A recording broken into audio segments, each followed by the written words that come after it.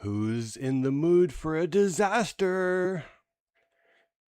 It smells like a disaster stream is brewing up. What? Steve is a ghost now? How do you expect me to eat a ghost? You think I'm Pac-Man or something? Waka waka waka waka waka.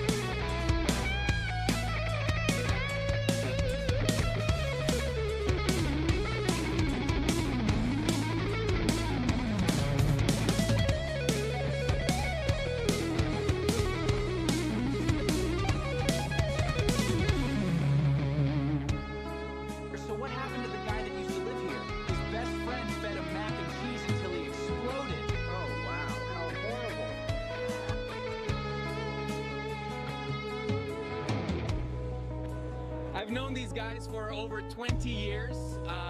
They are like brothers to me. We do everything together.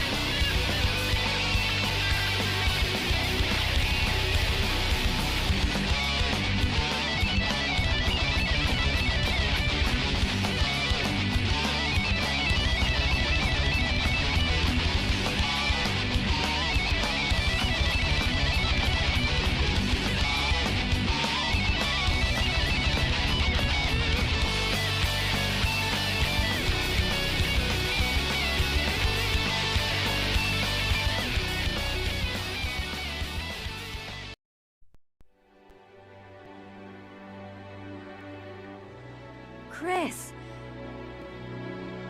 I missed you so much. I know. But we have to get out of here. Not yet. We have to find Steve. Who's Steve? Who's Steve? Steve is the hand cheese on the controller of the Bimmyverse. That's right, you heard me. Remember being a kid and you go over to your friend's house and they never clean off their fucking controllers? What do you get? You get hand cheese. Now, I know it's not real cheese. But if you closed your eyes, the feel and the smell might tell you different. Do you feel nostalgic yet? Right? Are we having the warm and fuzzies? Not everything nostalgic is good, you know. Oh, you need proof. Okay, I know you guys are a hard sell. I always have to prove everything I say around here. That's fine. We'll do it. You know, I was going to open tonight by reading some more Tacitus from Germania. I wanted to read about how did the ancient Germanic tribes raise their children? What were the kids like? You know? But alas, 5:40, no time. I was busy today. It was very busy. Today was the hottest day so far during the year. It was miserable over here. It's still miserable. Could we run the air conditioner all night long? Yeah. Run up a big ass power bill. Now I'll save my money and swelter a little bit. Maybe the heat will bake my brain and make me even angrier, since that's what you guys like. Every time that I try to do something legitimate, where I'm communicating my ideas to you or things I think are worth your time. Oh, you're boring, Steve. We don't like Moby Dick. Classical literature sucks. Yeah, well, you suck. How about that? All right. How about this? What do you call 90 seconds in 90-degree weather? A hot minute and a half. So yes, I just read from the 1001 Jokes for Kids, aka the Necronomicon. I hope it hurt. I'll give you some more of those later because you deserve it for being here. If you don't like the jokes, unsubscribe. Don't let the door hit you in the ass on the way out. We'll get started here pretty soon. Let's just say hi to the retards in the chat. We got Punished Eric in the house, Pixel, Dr. Harlequin, Roy Royson, Narm Grey Runner. I think that's a very fine start. That's a fine crew to helm this ship of the damned. Ahoy, mateys. Time to shovel shit into the engine. Iceberg straight ahead, let's go. What are you guys doing over there? What are you doing?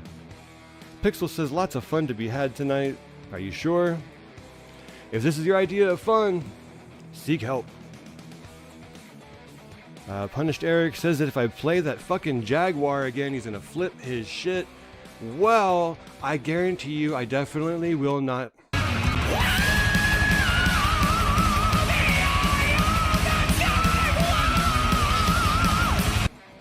My hand slipped. I know you don't believe me. It was the darndest thing. My hand just slipped right onto it, and then like the mouse flew over and clicked on it, and it was like the odds were 1 in a million. Crazy. Dr. Harlequin says, what's this stream about? Is it live? Well, the stream is about 2 or 3 hours. Is it live? I don't know. I don't feel very lively. I'll tell you that much. Roy Royson says, we are the old men, old these streams, Harley. I miss the days of high grout. Now I constantly feel out of the loop. Yeah, I know what you mean, huh? The old times of, 6 months ago? Narm Grey Runner in the house. LOL, the red cow vomiting mac and cheese. That is hilarious. Yeah, that's a callback to Trutherville. In the Trutherville episode, the puppet cow was the first cow to vomit mac and cheese. I made a realistic version of it. And it's somehow disturbing. Not as funny. Oh, what the hell? I'm getting a phone call. Oh boy, I love getting phone calls when I'm trying to do my streams. That's productive, huh? Oh, huh. It's my Uncle Rick. Okay, well, I'll pick up for Uncle Rick. Well, hello there, nephew. I just wanted to wish you a happy stream, and I love the work that you're doing on the YouTubes. Oh, thanks, Uncle Rick. That's nice. I noticed that tonight's show is themed about childhood, and I just wanted to tell some stories about when you were little. Okay, yeah, go ahead. Do you remember when I took you to the baseball games? Oh, yeah, that was Yeah, good. that was a good time. Yeah. Do you remember when I would take you fishing? Oh, yeah, sure. Boy, we had fun. Yeah, we did. Do you remember the time that I showed you those special gymnastics moves that nobody else knows how to do? And I told you to keep them a secret? You didn't tell anybody, did you? No. That's a good boy. We don't want anybody stealing our special moves, you know what I mean? Yeah. Alright, well, have a good one. I'll talk to you later. All right, thanks, Rick. Have fun on the internet or whatever. I appreciate it. Fucking idiot. Hey.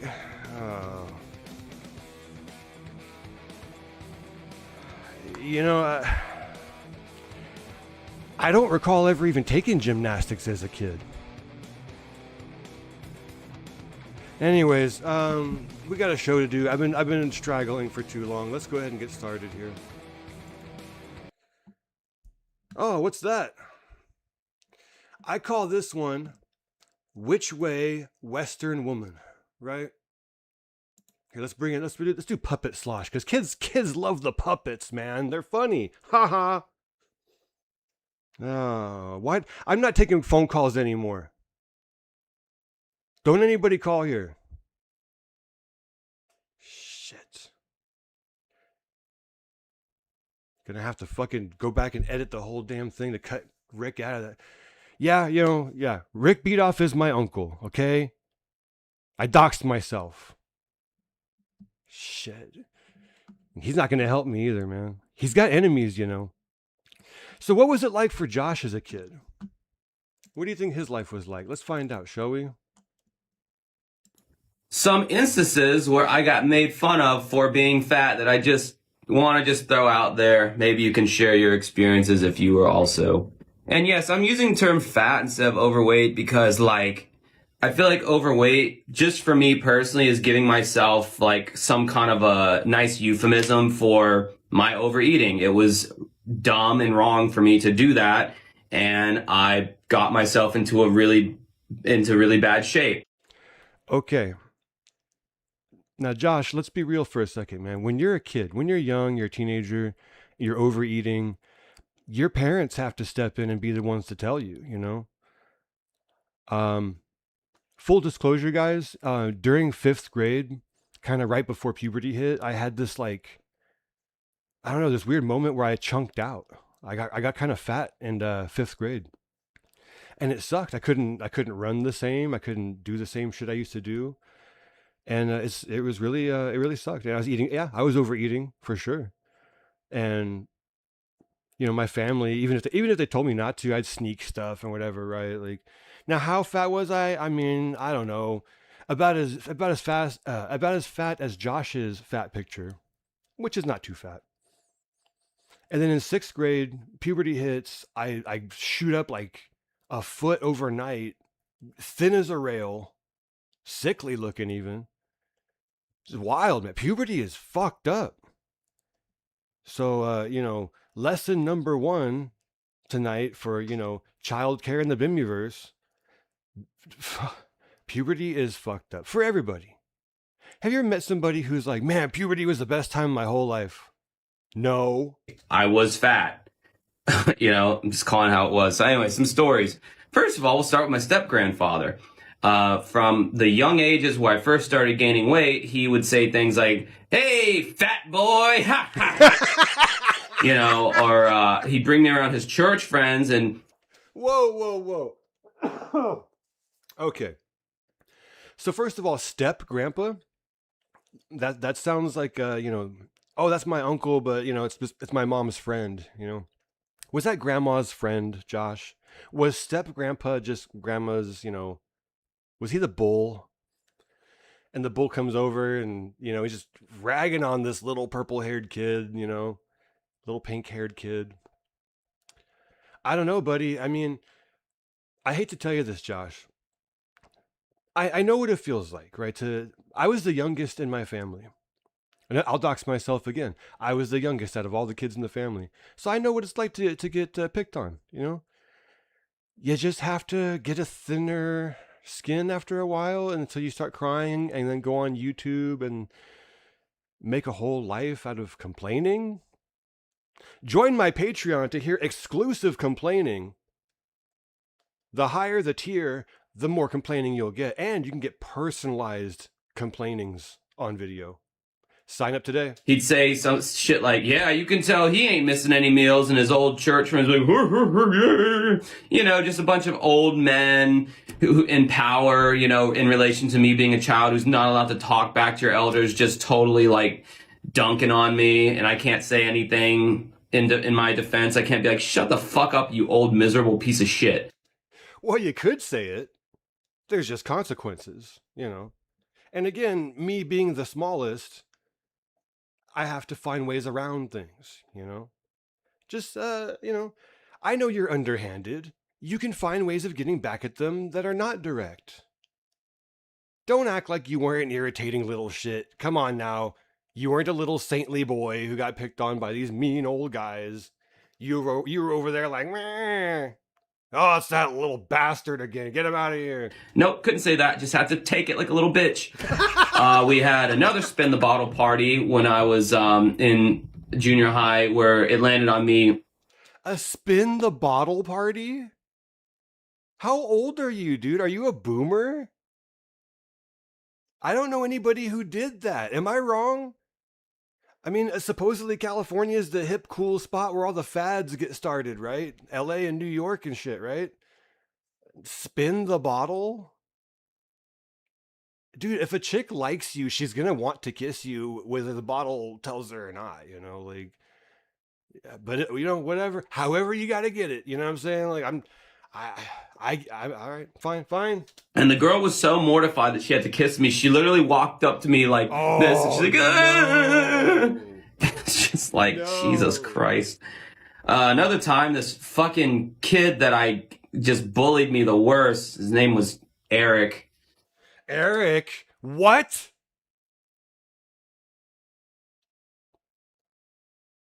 Eric? Do you have something that you want to say to the class? You're in chat. Say it. Explain yourself. I guess I won't say his last name. I was talking to his friend Brandon, and Eric just walks up to me and he goes, "What's this bitch crying about?" And Brandon's like, he keeps asking me why I don't like him. And Eric goes, "Because you're fat and you can't skate." Oh, no. I was called Blueberry by some mean girls in my 7th grade math class. Blueberry? Blueberry.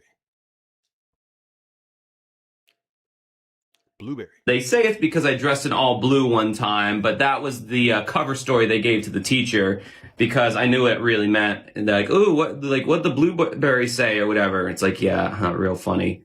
What does that mean? What did the blueberry say? What? Is that like the blue oyster? I mean, are kids in Florida drinking the swamp water? Let's take a moment to reflect on Florida real quick. Hello, Florida. My wife and I often wonder what's wrong with Florida. The vast majority of really crazy body cam footage is coming out of Florida.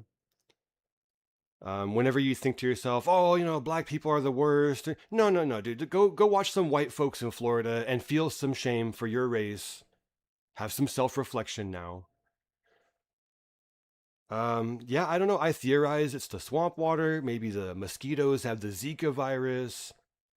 I don't know. But I mean, look at this guy, right? Like, this is the result of an entire adolescence filled with being overweight.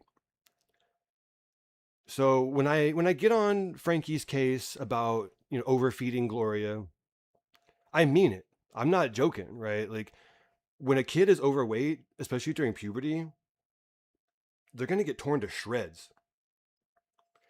Imagine for a moment if Josh's parents made a movie that was hella filthy and weird and had scenes of them in bed, in their underwears, opening up their butt cheeks 3 separate times in the movie. I saw Nina's gooch 3 times in that movie. Frankie, I mean, scrub that shit. Nuke the IMDb. You should be hiding the rest of your life for the embarrassing shit you put out. That poor girl, if you're going to make her fat, that's bad enough. You know, we all had to go through an awkward phase. Oh, I had too many pimples. Oh, my hair was messy every day. We all had our like teenage insecurity. None of us had our parents opening their butt cheeks in a movie. Cunt. I was dating this chick, Brittany, just as a favor to my friends because she was not the attractive one in the group, but liked me, which honestly, who was I to judge at the point I was in? Her mom sees me one time when she's dropping her off to class, and Brittany points out, like, oh, who's your boyfriend? She pointed me out, and her mom goes, ew, fat? You can do so much better than that. Okay. Is this another one of his stories that never happened? Ew, fat? Like, what, was she 5 years old? I mean, people don't really talk like that. Well, it's Florida, I guess. Yeah, what am I talking about? And that story got relayed to me through Brittany. And then finally, this bitch named Ashley O'Brien. I am dropping her last name because fuck her to this. Whoa! Shots fired at Ashley O'Brien. Everybody get on Facebook and let her know. Shots fired. No, don't do that. Don't do that. We don't know. He might be making it up. It might be a lie. When it was clout chasing stories. She would always come up to me and grab my fat rolls and knead them like dough in front of other girls, being like, oh, you're so squishy, blah, blah. And it wasn't even like a flirtatious thing. She was disgusted by me. She just literally wanted to humiliate me.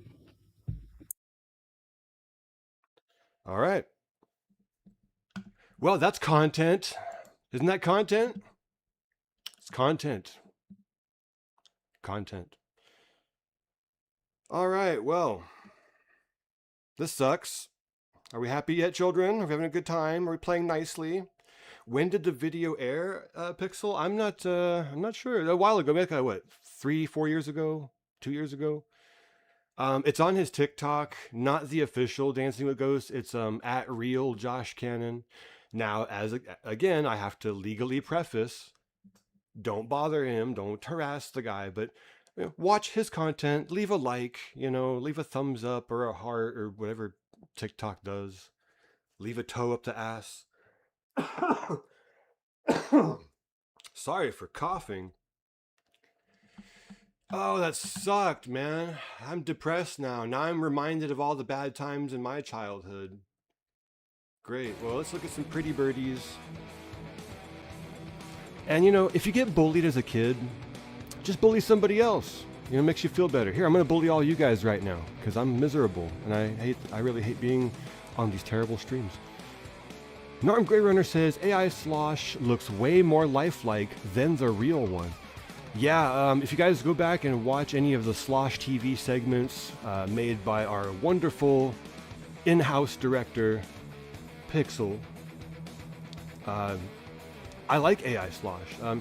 When Eric made the Slosh bot, the chat bot, dude, that chat bot was fucking funny. I love that thing.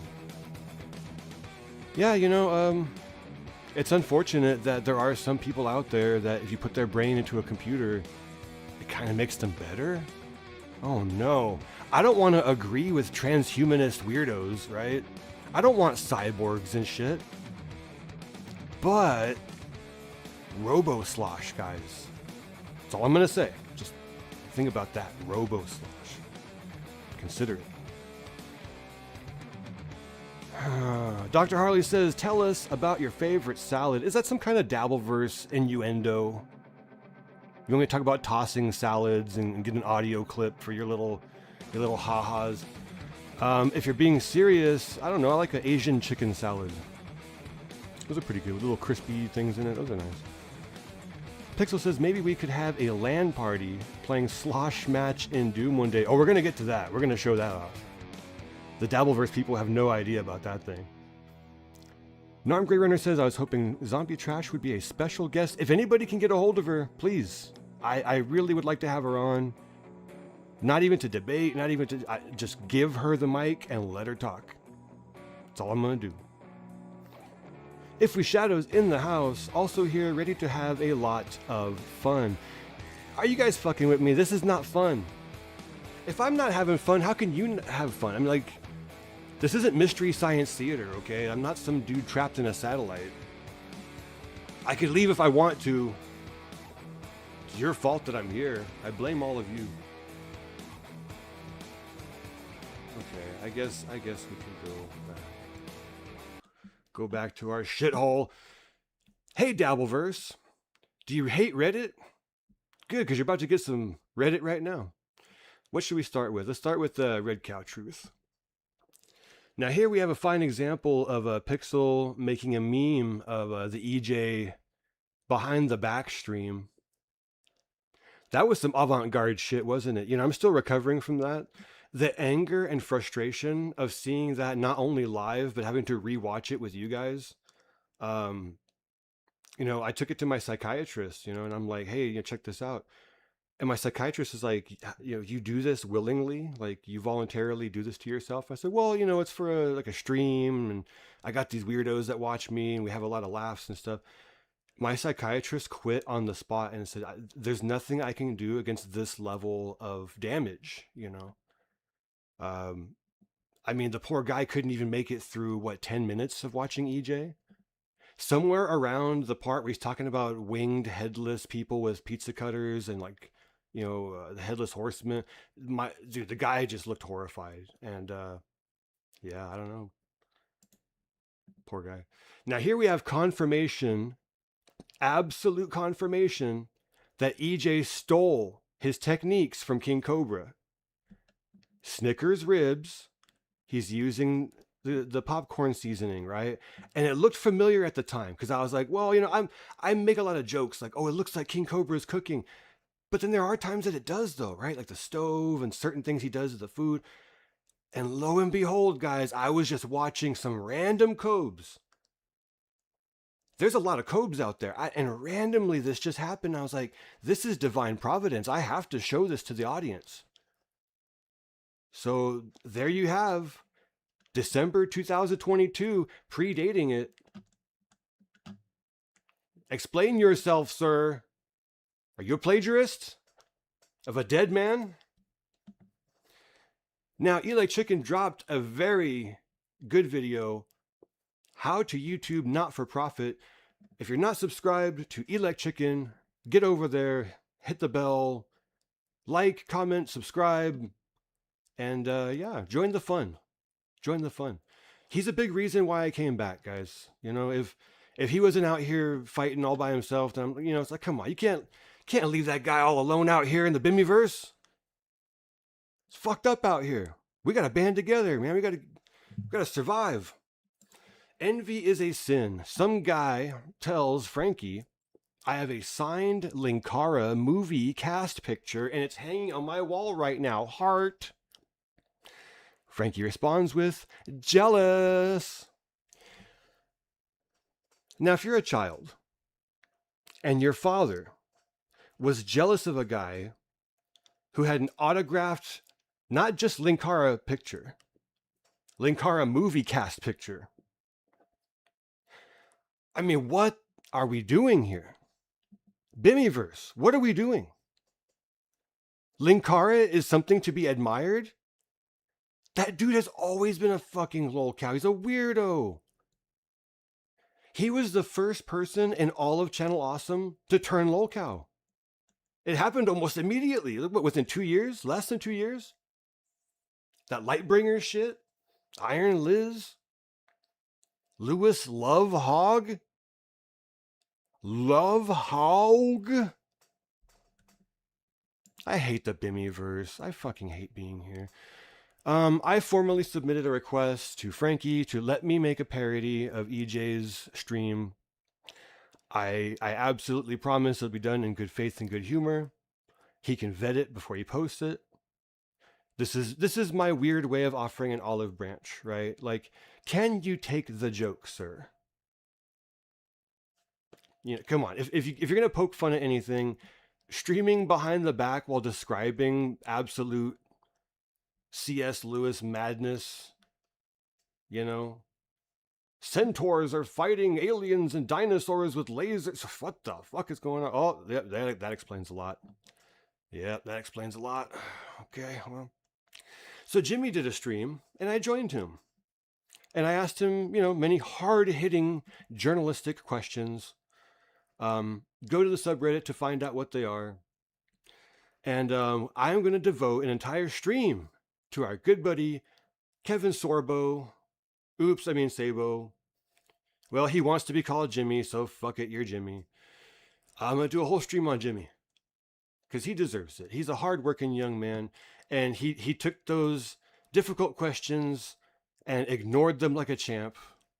I mean, he ignored them like a professional politician. Run for office, Jimmy. You're really good at dodging hard-hitting questions. Uh-oh, I posted that on the wrong sub. Oops. It's the same picture.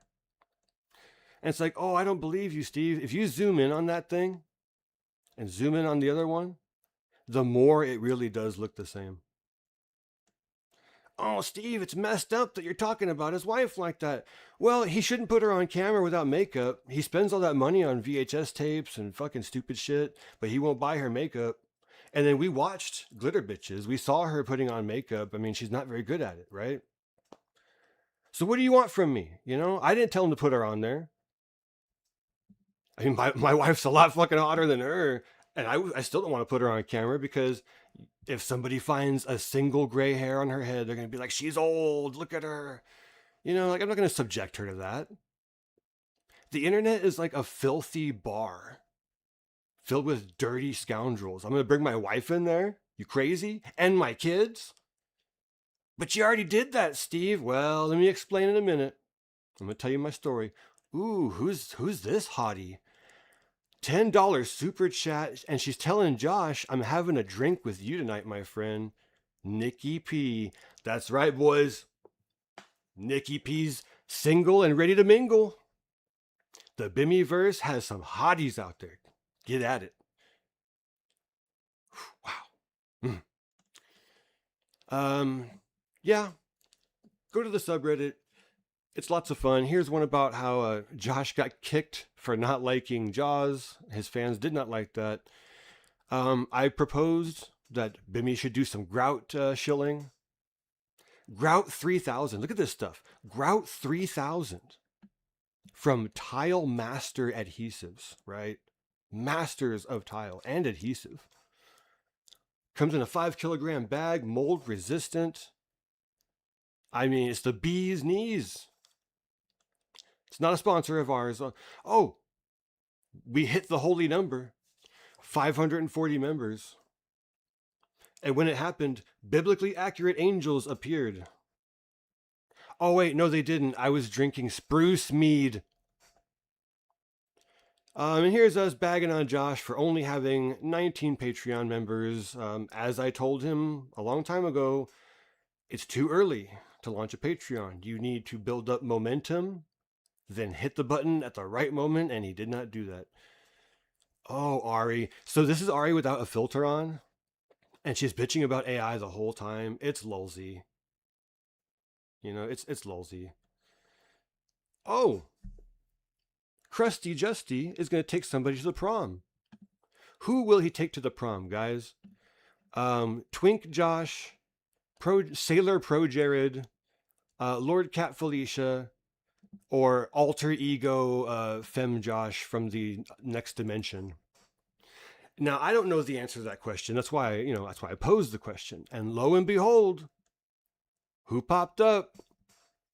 The man himself. And he says top right. He chooses Sailor Pro Jared. Hey, you know, what can I say? The man's allowed to, have his tastes. I respond with, kindness as I do with everybody.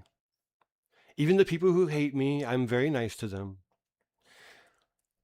And I said, nice to see you again, old friend. What do I mean by old friend? It's a joke. Go back and watch Friendship is Magic. It's one of my bad sketch comedies. We're friends so much as, any two murderers locked up in jail together can be. We're friends until you drop the soap, right? I'm not going to drop the soap. Fuck that. Welcome to our toxic landfill, Justy. I'd like to publicly congratulate you on having more humility than Slosh and Cranky, right? I've said some pretty heinous shit about Justin. But, he knows that it's just words on the internet. It's just lulls and giggles and ha-has. As long as I'm not, contacting his offices and mailing him bags of poop and whatever, sending hookers over there and ordering pizzas with no toppings and no sauce and cheese. They could learn a lot from you, Justy. Be sure to wear gloves, goggles, and a respirator during your time here. Safety first. I mean that. That's not a joke. We handle some pretty filthy fucking shit over here. On behalf of the Fellowship of the Grout, we send our warmest regards to Mr. Rolf for being the coal that powers the engines of our autistic Titanic. P.S. Tell Mike to unban me. I did nothing wrong. Thanks. I did nothing wrong, guys. I only asked Mike, some questions, and these guys don't want to answer questions. I don't get it. Queen Josephine of the North is a fan of Josh, saying, I like your shirt. Thanks, I'm also a big fan. Is that something that's going on behind the scenes? I don't know. Uberstorm thinks that there's something going on there. Could be. Josh Cannon has a message here. It says, there's a girl in my dating app wearing my band shirt, and I swiped right on her, and we didn't match. That's some cold lotion. I don't think that happened. It's always like pity party, right? Yeah, there's Jimmy. Watch the Jimmy stream, guys. It's funny. Watch the Jimmy stream. It's very funny. Yeah, AVGN debates, more autism. And here we go. Here's the goods. You ready? Ready for some goods?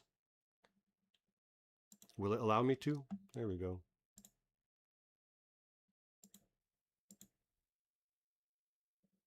Why is there no sound? There we go. So Pixel made this, and I dig it. I really dig it.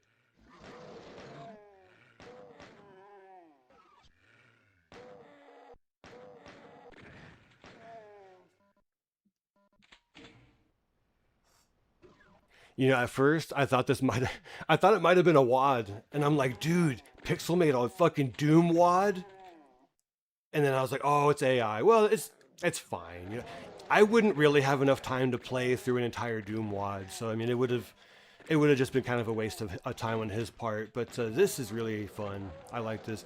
At some point in the future, I'm gonna make this visuals for when I start babbling and going on my crazy rants, my suffering rants. The super shotgun, right? Like, if anybody out there has not played Doom 2 OG, just do it. Look up all the secret rooms and stuff ahead of time. Give yourself an advantage. It's fun. It's a good time. Oh no! The Crankies came out. Oh no, the Junts came out. I like how he's wearing all purple. I mean, holy shit, dude. And he's like wiggling when he runs at you. Like the sprite animation it's too good. It's too good. Just wow. Can we take a moment to give a round of applause, right? The elvish warrior of the Fellowship, fleet of foot, far of sight, his arrows never miss their mark. Amazing. None of the rest of you are elvish. We're all a bunch of schlubs. Hack frauds. And lastly, here is Jimmy going on a rant in his newest, SpongeBob video. This fucking guy made a SpongeBob video. Yeah, that's gonna light the internet on fire. And he says, let me tell you guys something about being a masculine man. He goes on like this rant and he goes, masculine men don't run from a fight. To which I quote him and tell him, LOL, you literally picked a fight with a fat nerd and then submitted to him instantly. Your man card is revoked, boy. And yeah, Kevin, if you have anything to say about it, please, let me know. I'm more than willing to talk to you about it. Oh, the Bimmyverse, right? Let's just take a moment to soak in the horror. The horror. Would you let any of these people babysit your kids? Nah. Oh, hell no. No. No. Bootsy, I don't know, maybe. I don't know him that. No. Oh, fuck no. Aw, well, it's not his fault. Oh, hell no. Well, I mean, he can't even move, so he can't hurt them. No, neither one of them. No, fuck no. No. Jeez, what was she thinking? Oh no, it's getting worse. Ah! We are trapped in hell. These people got paid from the internet. These people got money from the internet, and it's wrong. Oh, it's wrong.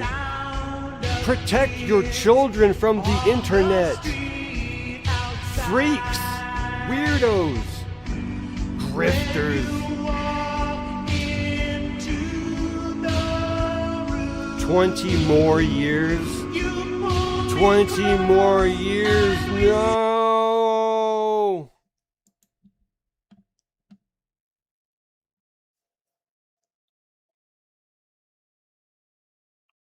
Oh man, that every time I watch that, it makes me depressed, and yet it motivates me. Oh man, we're dropping a million frames over here. Love it. I don't know what's up with this fucking internet connection, but we're gonna power through. If it looks like shit, it looks like shit. I can't help it. Nothing I can do.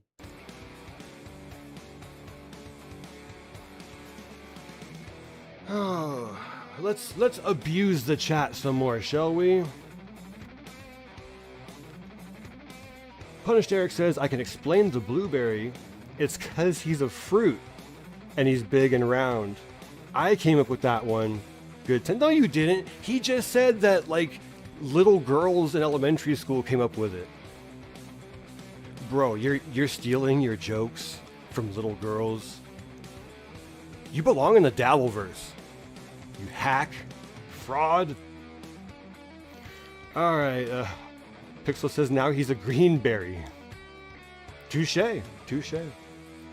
Roy Royson chimes in, blueberry like the badass cowboy, they were hitting on him. Pixel says, I already read that. Oh man, am I looping? Do I have botulism? Look, I tried spruce mead, guys. Spoiler alert, it's fucking awesome.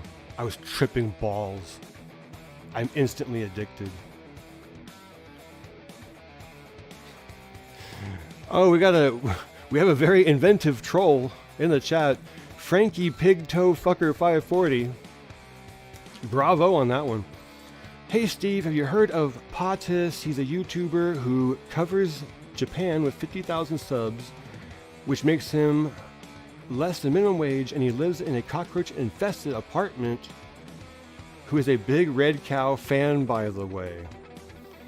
Yeah, let me just say that it doesn't take a whole lot of A-logging to figure out like who are like the staunchest supporters of Red Cow, and they're weirdos, dude. Like hardcore. I don't know, man. I mean, Frankie said he was cultivating a smart dad audience. I don't know. All the smart dads I see are, on our side of the fence, which it's not too much better, but whatever. Look up Sora the Troll live stream. Okay, yeah, okay. I'll circle back on that. I will make a note, and then I will fall asleep. And my phone will die. Nothing will get done. It's hot over here, guys. I'm suffering. Roy says, honestly, the Justin and Steve bromance is making me appreciate Justin a lot more. Yeah, don't appreciate him too much. Okay, this is not a pro Justin thing. I believe in the Good Samaritan, right? Now he's not even that good.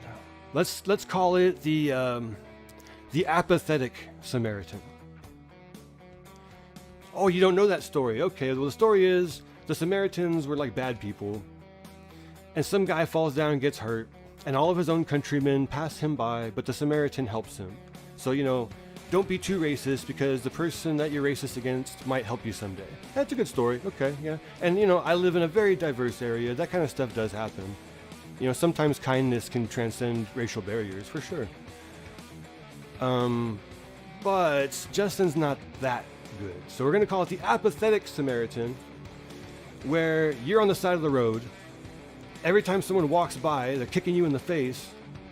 And when he walks by, he says, I don't want to kick him in the face because that would take a lot of effort, and I just want to do that right now. He just walks away. That's him. That's Justin, right? If Justin walks by and doesn't kick you in the face, that's as good as it's going to get. Narm says, Slosh Doom is incredibly funny. Yeah, it's pretty good, man. The AI really nailed that one. And he says, Frankie does wear a cowboy hat. It must count for something. I don't know. Does it add +1 to like a stat? To his masculinity stat? It was funny the first couple times. And when the audience started booing him for it, I gave him props. I was like, dude, that's hella funny, right? But then after a while, he's like, no, I actually do kind of like it, unironically. It's like, oh no, dude. Right? Like, imagine if Jim Carrey was like, Ace Ventura actually does have a great haircut, and that's how I do want to wear my hair every day. Fuck no, it's not funny. You're weird. Comparing him to Jim Carrey, that's the nicest thing I've done all night. Fuck. Fellowship of the Grout Doom. DeFi Gravity in the house. Hello, fellows of the Grout. We're all here. We're doing things. Who are these people on the screen coming up right here? Look at this. Look at these two millennial shit stains. I'm gonna have a little drink because I'm parched. I got dry mouth through all this, heat in here. But just look at them for a little bit. Look at what you see.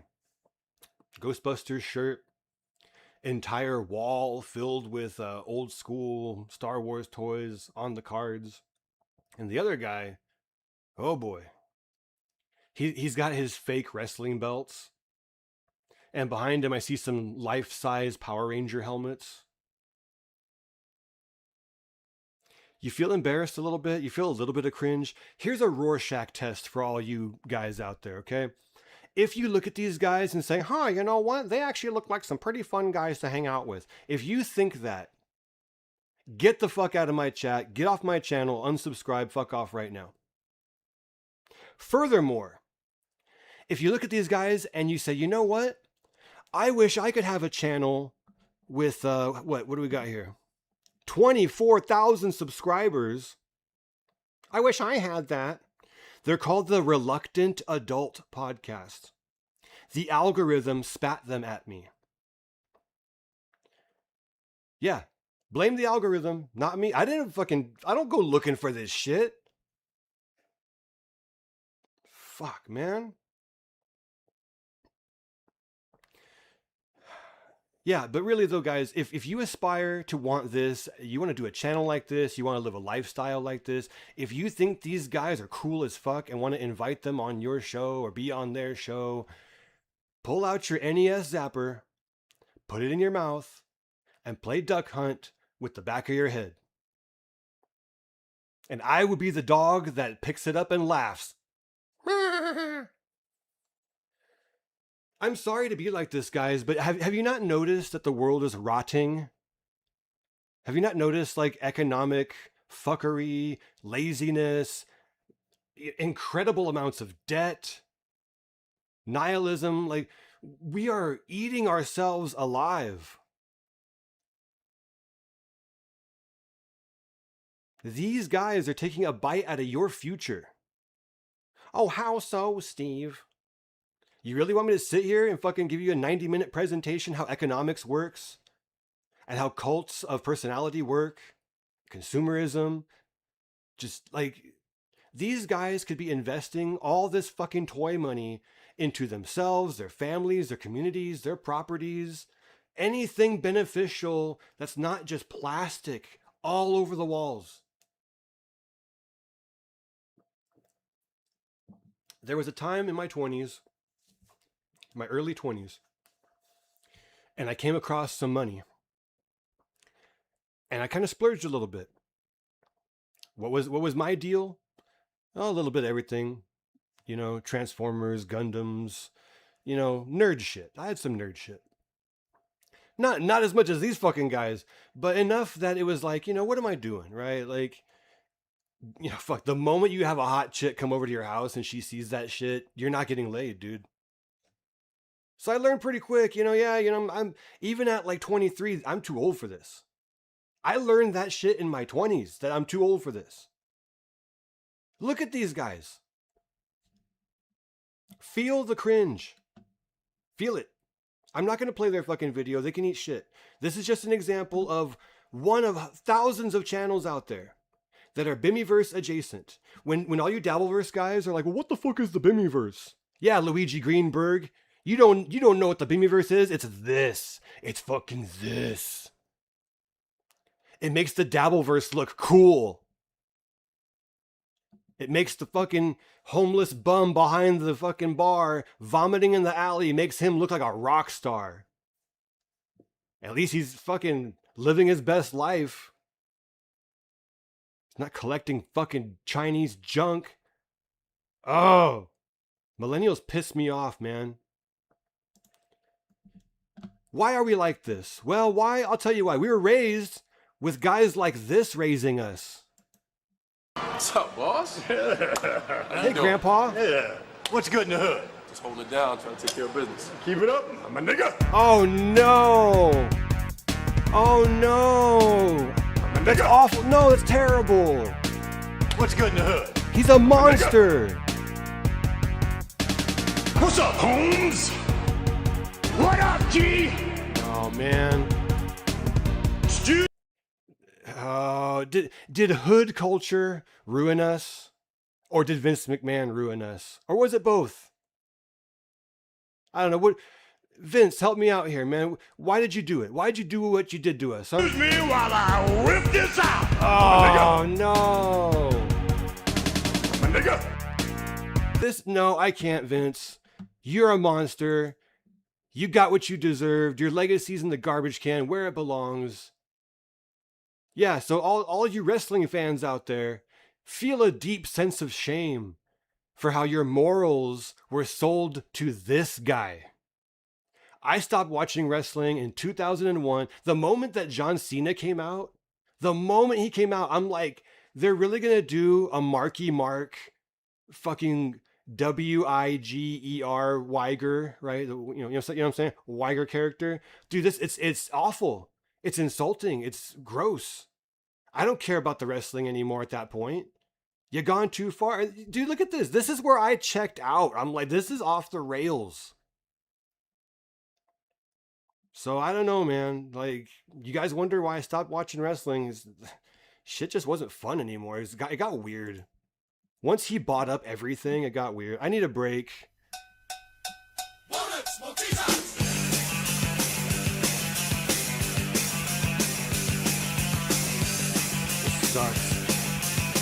Sucks. Help me.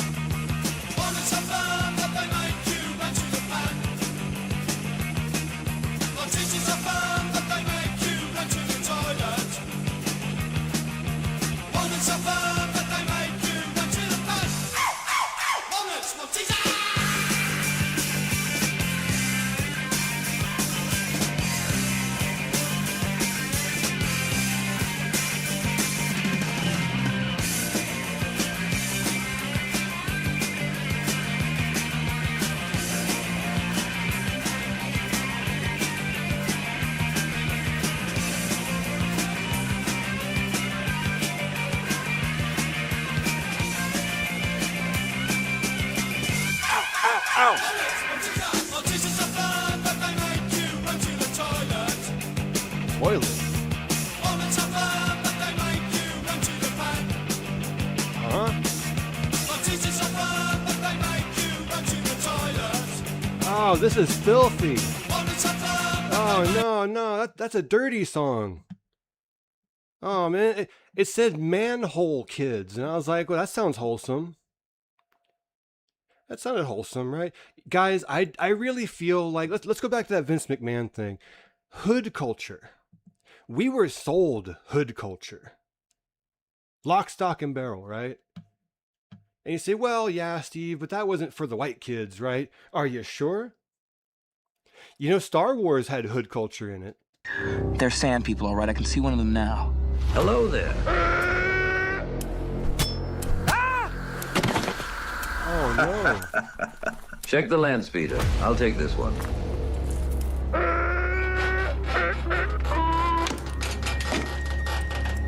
All right, let's see what you got.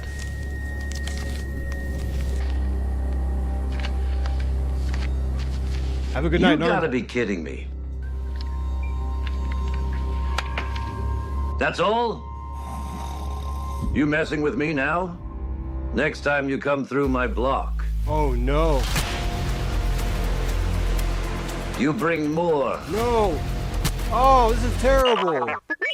Guys, Star Wars is fucked up and it like ruined us as kids. We never had a chance when we're being bombarded with this level of violence. Senseless violence. It's terrible. It's awful.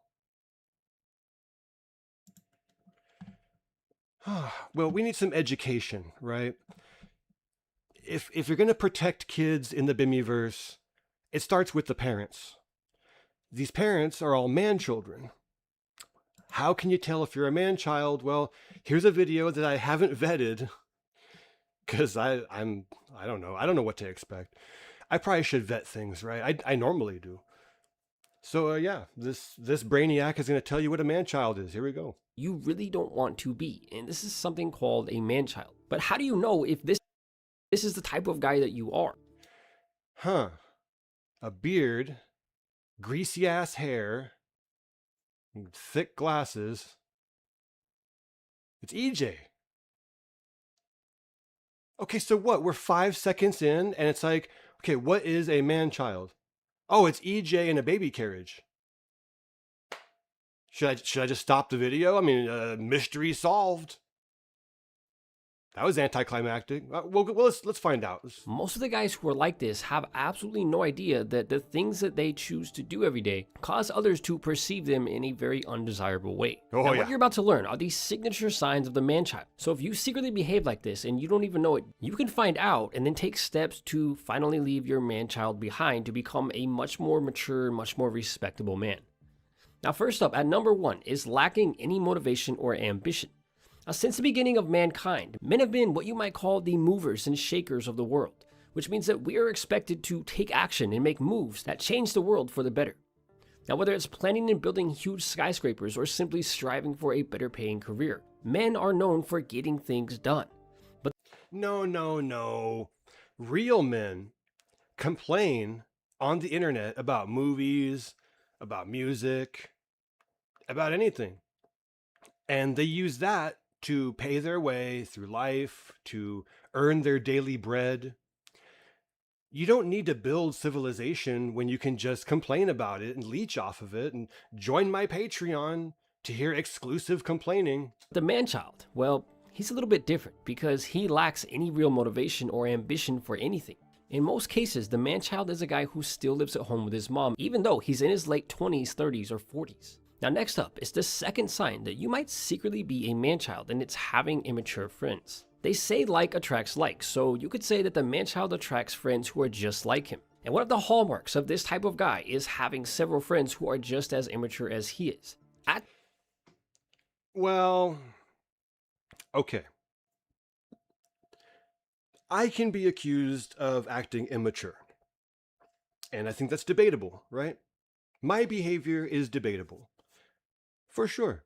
I feel confident in what I do, and I'm more than willing to argue in favor of it.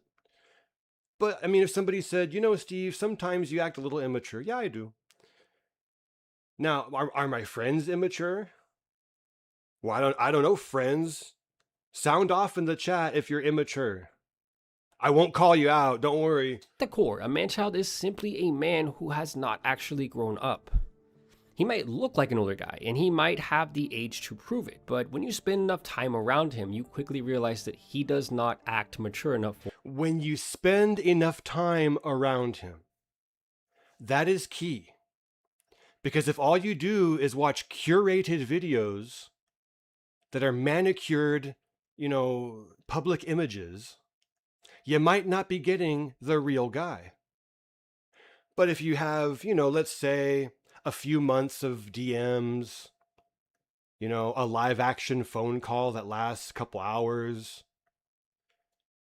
you might be able to get a sense of somebody personally, right?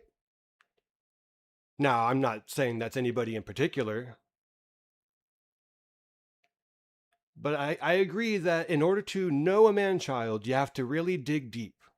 You have to really know. Don't just go swinging that shit around like, you're all man-children. It loses impact. If you use it on everybody, it loses its power.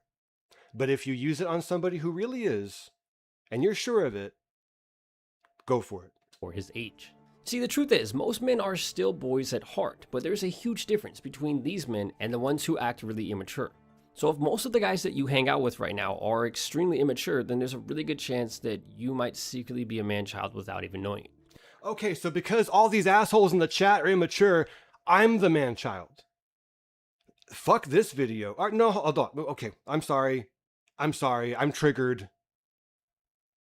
And again, look at this guy. It looks like a skinny EJ. This guy hates EJ more than anybody. People say, oh, you hate EJ. I don't hate EJ. I love him. I think he's a prime example. I think he's the star attraction at the zoo. I don't want to get rid of the star attraction at the zoo. I think we should, you know, throw banana peels at him and let him eat them. Give him some chicken heads to chew on. But this feels like bashing. This guy with his video, he's bashing on people. Come on now. Now next up is the third sign to watch for, and it's never taking blame for anything. One of the biggest differences between... Never taking the blame for anything. Well. That was what, 10 wells? 12 wells? That's a lot of wells. Why? Does the Bimmyverse have that problem? Do these alleged content creators in the Bimmyverse have the problem where they don't want to take the blame for anything they directly do? And they don't even want to just say sorry? Not a single fucking one of them can just say sorry to me? That's fine. I'm still here. I'll wait patiently for my apologies.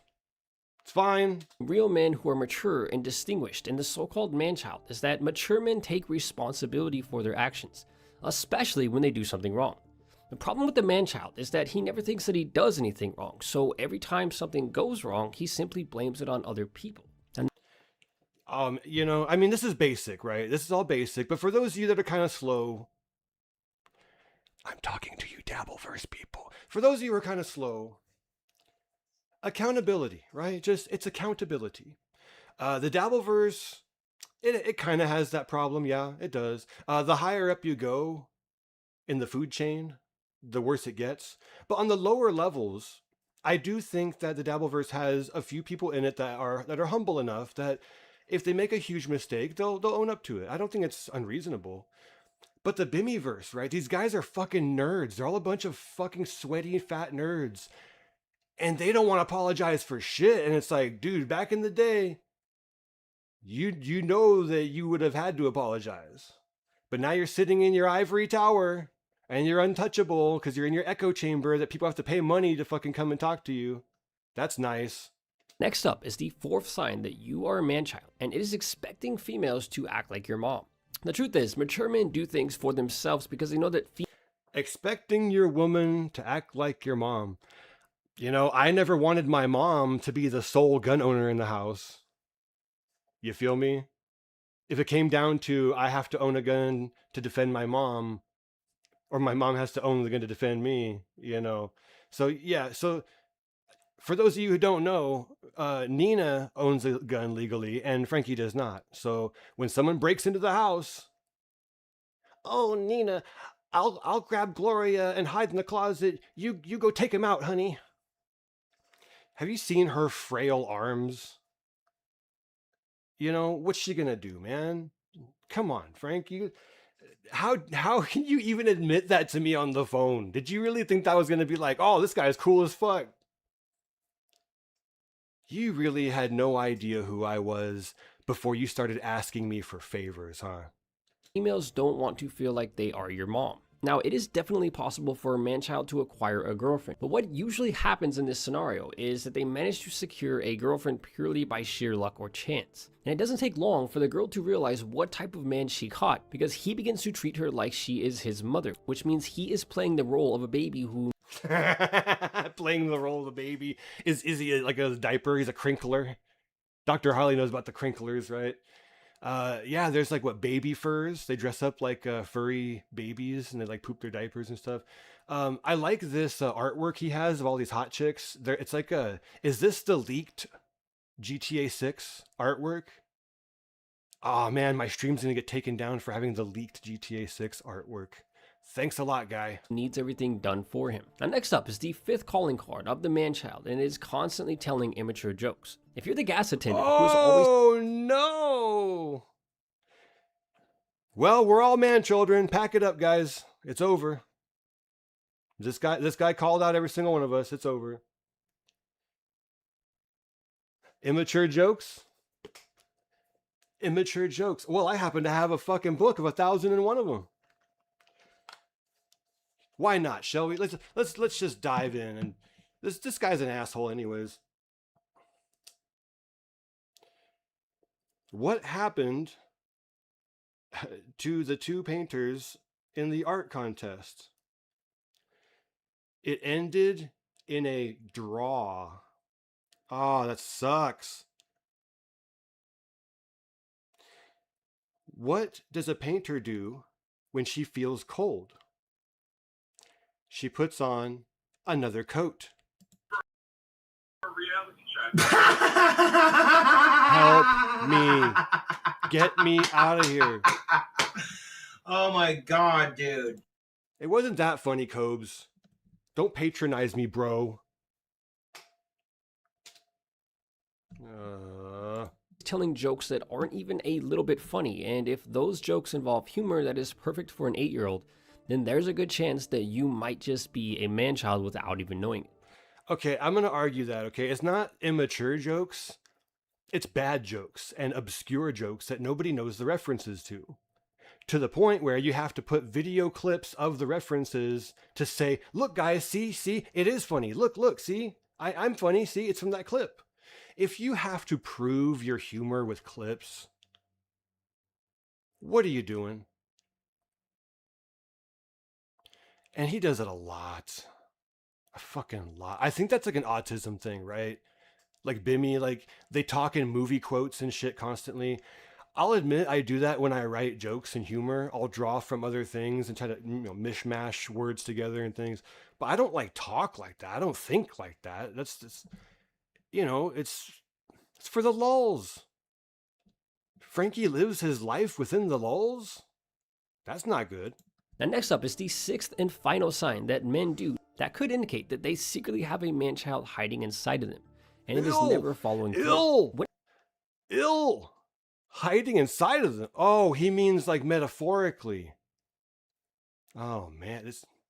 You never know with these guys, right? Immature, respected man says that he's going to do something, then he does it. As a man, your words should actually mean something because we are the rocks that people need to be able to rely on. And look at the GTA 6 artwork of this guy. This is a manosphere guy in the game. He's a manosphere character, so he's like secretly gay, and he's a dysgenic and he's like unemployed, but he's used a credit card to buy like designer clothes that like don't even look good. Yeah. And then it says on the screen, your words should mean something. I don't know. I mean, you guys can sit here all night and be like, well, you're not like Frankie. Frankie's better than you. Frankie's the man. Frankie's awesome. Yeah, you know what? I don't ask you guys for money. I don't even want your attention. I want everyone to unsubscribe so that I don't have an audience anymore and I don't have to do this. I could use this time right now to read a book, play a game, listen to music, do some hobbies, get some chores done, pet my dog. Every night that I stream, my dog sits on the floor looking up at me, and he starts to cry little doggy tears. And I can tell that in his heart he's asking, Daddy, please get off the internet. Please play with me. Unsubscribe for him, won't you? Unsubscribe for the cute little puppy dog. If you don't, you are a monster. And I will call the ASPCA on you. If you're a good friend of mine, I need to know that if and when my car runs out of gas in the middle of nowhere, you're actually going to show up and help me if I need your help. No, Since I'm not helping shit. Can't follow through on anything. You His insulted words me, essentially dude. become meaningless. And the type of guy that nobody wants to be around is the one who is all talk and who never backs anything up. Girls absolutely cannot stand men who do this, and other men don't want anything to do with it. Men who say shit and don't back it up. I'm about to go on a fucking hour-long rant about Cranky, about EJ, about Jimmy, about the whole fucking the whole Bimmyverse. Saying you're gonna do something and you don't do it. Talking out of both sides of your mouth. Never accountable for anything. This video has proven, beyond the shadow of a doubt, that the people that I am trying to wake up with my shocking comedy and my personal pain that I am excruciating right now, I'm feeling so much negativity. I'm doing it in the hopes that they will see that and say, wow, you know, I should probably double check what I'm doing. Maybe Steve's right. I don't know, man. 6 signs you're a man child. You know, 100% accuracy. Good job. Good job. Oh, boy. All right, so how do you protect your kid in the Bimmyverse, right? Well, you know, I don't have anything here for girls. I know that this whole thing is about how to protect Gloria from all the internet freaks and all the Bimmyverse freaks. I don't have anything relevant to that. I tried to look and I spent about, I don't know, 5 minutes on it, so I don't care. But I've out of all the ones I found that are really lulzy, I found one called Boys Beware Third from 1980. And, you know, hey, that's around the time that most of us, you know, were either born or coming up in the world. So this is the world as we remember it, right? Hey, you guys like nostalgia, right? Let's have a happy trip down memory lane and learn together, shall we, Bimmyverse? Shall we? Too bad, you're doing it anyway.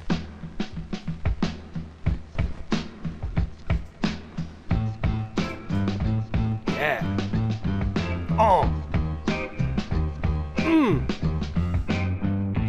Hit me now. Gonna give it to ya. Hey ya. Sorry, I'm You bored. probably heard how dangerous it can be for girls to walk alone at night. Let strangers into the house. Whoa! Steven Spielberg. Or put too much trust in men they've only known a short while.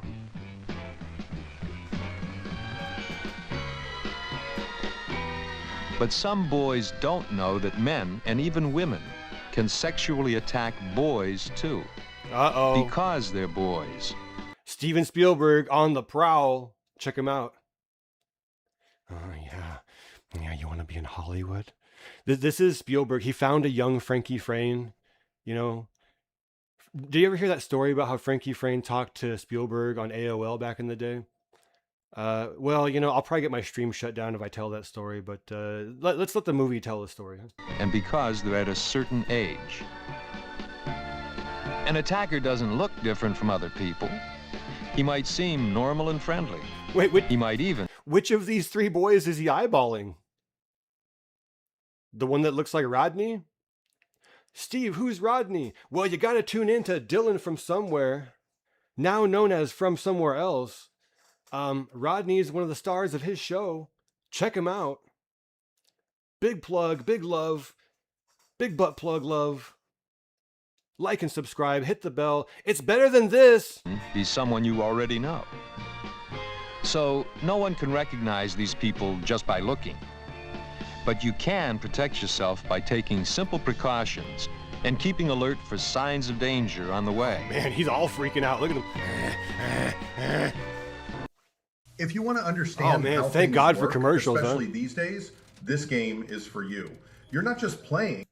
I think that guy was hitchhiking, of course, is an easy mind. way to get yourself in serious trouble. Many boys are attacked and sometimes killed by the people who offer them rides. Besides, the person who picks you up could be drunk or just a very bad driver. There's no way to know until you're all... Hey, wait a minute. I know that kid. That's so what's his name? Keith Apicary, right? Remember Keith Apicary? No? Yeah, nobody remembers Keith Apicary. Never mind. Already in the car. But attackers don't only pick up hitchhikers. Sometimes they'll trick boys into driving away. Dan and I were getting our papers ready to deliver. Roy Royson with a home run joke. Everybody look at it. Junt van.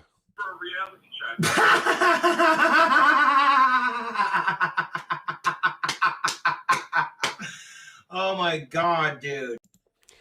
The best jokes in life are one-word jokes. And there's a prime example. You know, Roy, maybe you should host a stream so I don't have to do this shit, man. You're way more talented than me. Why do I have to be the one to do this? When we were just about ready to head out, this guy drove past on this really neat cherry red 10-speed. Oh shit, it's Pro Jared. Oh, this explains everything.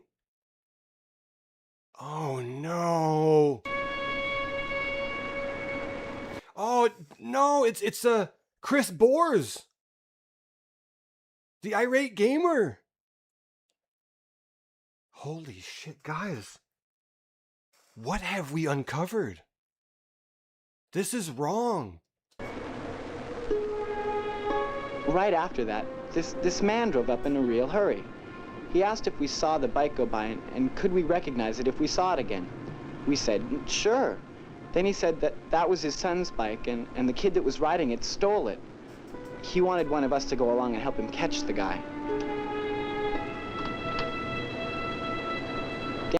To anybody out there who's like, Steve, the frame rate is dropping. Yeah, according to OBS, I'm dropping 31% of my frames. Oh, Steve, but you got to do something about it. This is a free channel. If you want me to get an Ethernet cable right now and stop the show and go plug it all in, I don't give a fuck. If it drops the whole stream, I don't give a fuck. The stream deserves to get dropped. This is awful. I feel like we've uncovered the Epstein Island of the Bimmyverse. If we find out who's driving that car, we'll know where this all comes from, guys. We'll find the root of the problem. Dan didn't think about it at all, I guess.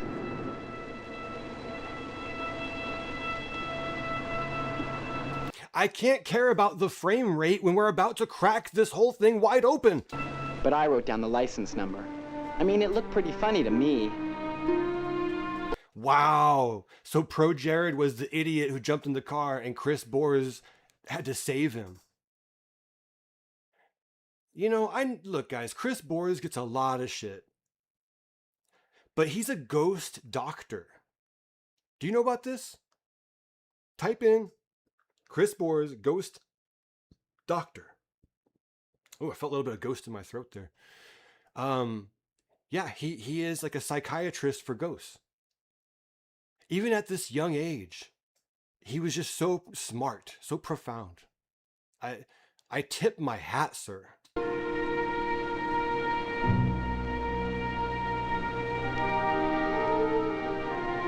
I rode my bike as fast as I could over to Dan's house. Okay. Have you seen this man? Well, he kind of looks like Bimmy, but older. He looks like Bimmy, but oh my God. Is that James Rolfe's dad? No, it couldn't be James Rolfe's dad because James Rolfe's dad wasn't an actor. And these films only have actors in them, right?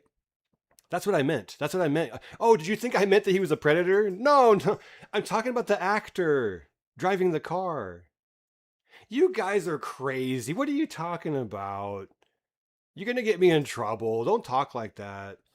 Yeah, no, as far as I know, Bimmy's dad was, I don't think he was even in any of Bimmy's movies. So yeah, 0 acting credits. There you go. Do you like video games? Oh shit, he has a gun! Oh, my stream is gonna get shut down. No!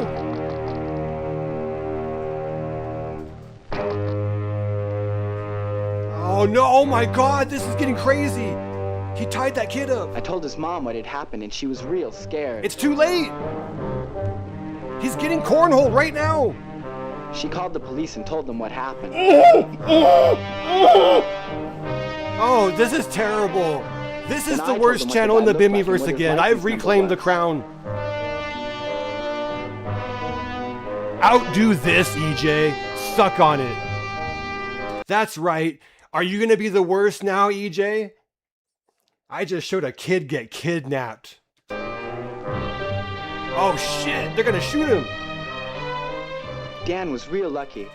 The guy was just about to leave town when they caught him. By that point, he had already busted 10 loads. No, joke. It's a joke. It's a bad joke. I made that joke because Dr. Harley wrote it for me and told me if I didn't do that joke, he was going to, never have me on his show again. And, yeah. I was manipulated. Oh, thank God. You, your team, Thank you, and your commercial. agents Thank you. are working together on Monday.com's AI. Oh, good. That's good. Okay, right on. Cool. Have fun. Unfortunately, not every dangerous situation is so easy to recognize and avoid. As Mike found out, attackers sometimes try to win a boy's confidence and trust before they make their move. So, yeah, not every child predator is going to just straight up grab you, tie you and gag you, throw you in the back seat, pull out his pistol and fight the cops. Some of them are a little more sly, right? Hey there, I heard you wanted to be on an episode of AVGN there, Frankie. Yeah, you got a pretty daughter there. I think I can squeeze you in to be, with James on Cinemassacre, but we want to have a special time with Gloria and take her out for a day. We're nothing weird, nothing crazy. Take her to the mall, get her a little makeover, go get her a little foot massage, right? Jokes, kidding, satire alert.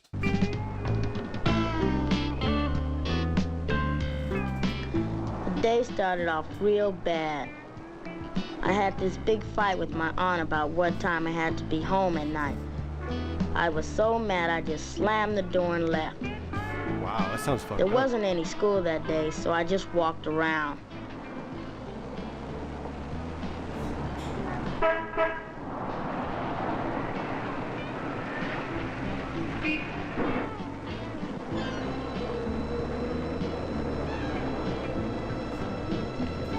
I saw this really hot Porsche sitting there. That's not that good.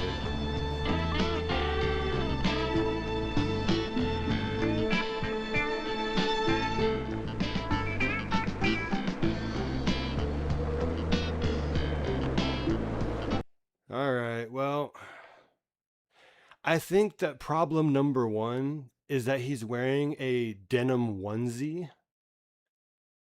I mean, I'm not that old where I remember people wearing this thing. If anybody knows in the chat what the fuck this thing is called, while he's looking at that kid in a really upsetting way, let's read some chats. God, you guys have been busy. Roy Royson says Dr. Harley has a PhD in crinkling. Indeed. Pixel says they are movie props, practical effects, so they don't have to set up a green screen. Cheaper to just light up a cheap arcade one-up and sit in the basement in dim lighting and shoot shoulders up. Yeah, they're never going to shoot from the neck down. And the more they zoom in on their faces, and they're getting old and fat, and just it's fucking hard to look at, man. I really want them to zoom back a little bit. Just zoom out, man. Punished Eric says, is EJ's mom, parentheses wife, the star of Glitter Bitches? I'm still wondering. I don't know. I haven't confirmed. It'd be a hell of a thing, wouldn't it? Dylan says, this guy is a gagger demon. Steve, what's a gagger demon? Well, you gotta tune in to Dr. Harley's channel. Like, subscribe, hit the bell. It's way better than this. Recently, Dr. Harley surpassed me in subscribers. Thank God. It shows that there is goodness left in the world. Dylan says, Red Cow's use of clips to echo his unknown movie quotes is the worst use of clips I've seen on the internet. It really is sort of like a, nudge, nudge, wink, wink, aren't I funny? It's so sad how he wants to fit in with every group that he goes to and therefore never stands up for anything, like he wants to please everyone and that's how you end up pleasing no one. You know who knows that? Josh knows that. He understands that. That's why I like Josh more than Frankie. All right. Well, Pixel says low effort padded videos. Well, that's what you're here for, my friend. Here's our rookie troll, Frankie Pig. I have to read this guy's name every time I say it. Frankie Pig Toe Fucker 540. Man, come on, guys. Say it yourself and see if you don't get caught up on that. And he's talking to Dr. Harley saying, remember when TNA started in Tennessee with Jeff Jarrett, the Harris brothers? I don't know. Nobody remembers that. I don't know. I don't know. What is that, Steve? What are you talking about? It's from Dr. Harley's channel. Go and like us. 2 plugs in a row. Yes, 2 plugs in a row. They will fit. He's loose enough. Trust me. Bert was the guy working on the car. He started talking to me about it, sort of man to man, Yeah, man to man in my denim onesie. He just rebuilt the carburetor and wanted me to start the car for him. Ew. Anyway, that's what he said. Start my car, boy. Make that engine go vroom. We do have to take a moment, though, to admire that interior. Because even though the fact that the dude had a shitty Porsche and the outside wasn't, like, it was a really bad color, too. Oh, my God. Nice interior, I kind of miss that aesthetic, right? Like, nowadays, there's buttons and switches and knobs all over the whole fucking car. I hate it. Look at the simplicity. Isn't that nice? If We Shadow says, this movie is really fun. And he says that he's taking another swig of his pine tree mead. Yeah, I tell you guys, I'm halfway through this glass I got going over here, and man, I'm starting to see the sounds and smell the colors. It's all good. Punished Eric says, does Silverman get kidnapped in this video, or do they make a segment on child predators? Well, the movie's not over yet, buddy. I guess we'll have to find out. And finally, Dylan says, James Rolfe's dad became a babbling, unemployable mess because of his problem child ruining his life. I read the book. And again, go to Dylan's channel, watch his Bimmy book series, 10-part series with Spurg Snake. It's how I found Dylan. It's what made me a Dylan fan. And after meeting Dylan and talking to him and being, more personal, I have a lot of respect for the guy. I know he says outrageous, dirty, filthy things. We're all just like shock jock weirdos, right? Like, we're just trying to get your attention with our weirdness. And, if it works, the joke's on you, not us.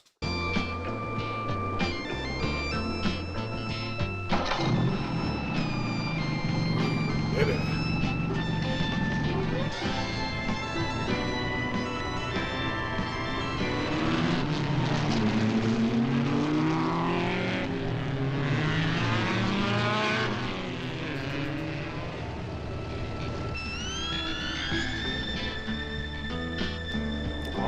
well. So yeah, I guess that's child grooming.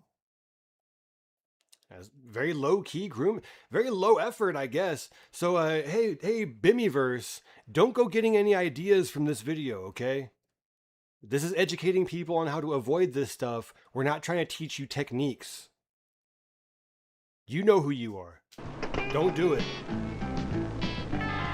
We talked some more after that. Fuck sickos, dude. Long live He asked me Ozzy. how old I was and what I did in school.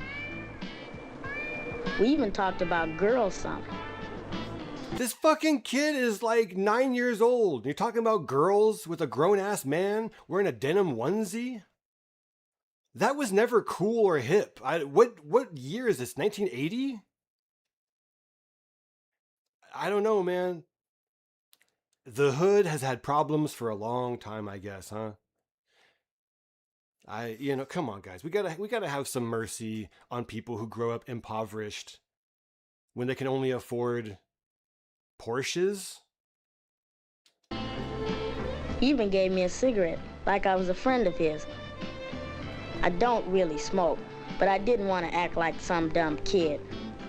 Yeah, okay. It was getting kind of late, so I had to go. He told me I could help him work on his car the next day, if I had some time. I'm not exactly sure why I trusted him so much. I guess it's because he trusted me first to start his car. So I felt like he was a sort of friend. This is not That bad. must have been what he wanted. It's not that bad, right? The last guy was a crazy murderer, right? Like, the last dude tied him up and put him in the trunk and shit. This is not that bad. Yeah, he gave him a free smoke. I mean, don't go taking smokes from strangers, right? But I mean, the last guy had a gun and he's like, a psychopath. This, so far nothing bad has happened. Yet.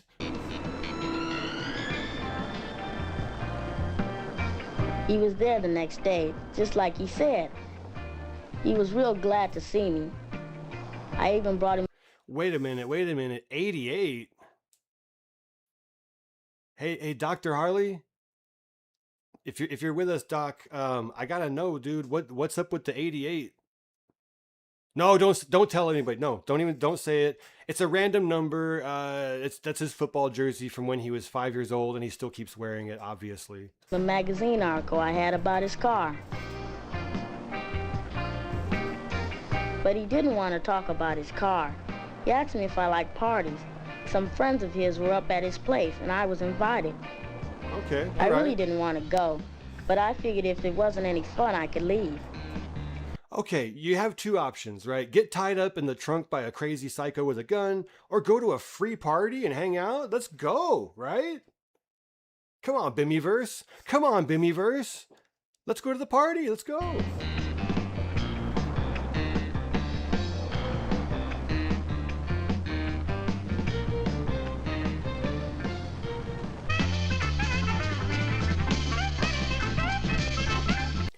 For everybody in the chat, Roy is referring to Hungry Hippos.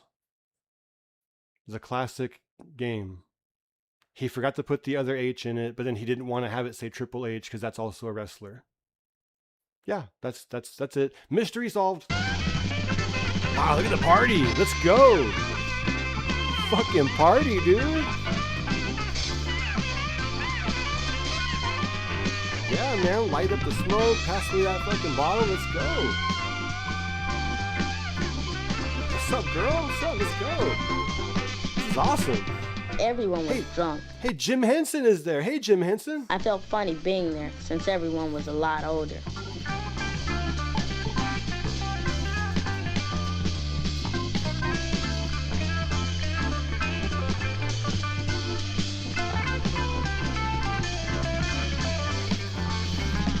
Okay, well, uh-oh.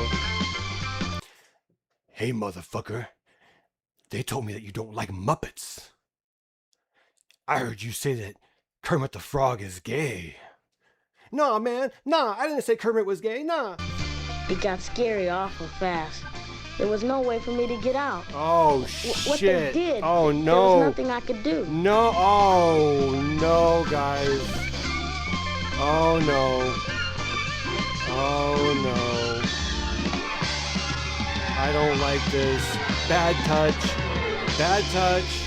Oh, my God, they're going to throw him out of the window. This is getting too much, guys. I'm turning this off. I can't. I'm triggered. I feel terrible. This is fucked, man. The Bimmyverse is terrible. All these kids got raised in this environment, and they went on to make YouTube videos, and it fucked them up for life.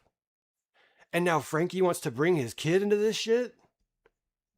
Are you insane? Did you not see what happened? Look at this poor girl. Look at her.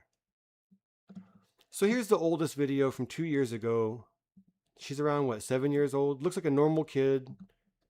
You know, normal weight, normal everything. And as time goes on, she gets a little, rounder. A little rounder. And in the latest video, I gotta say, it's the most unhealthy that I've seen her.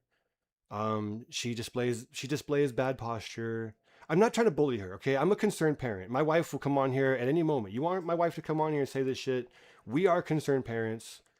All the things about like too much screen time, too much junk food. Like, guys, you saw what it did to Josh. And he was complaining about being bullied and whatever. And look how he turned out. Look how he turned out. Do you want that for Gloria, Frankie? Do you want her to be a female slosh? Because you're making her into one. And I don't like it. I don't think it's fair.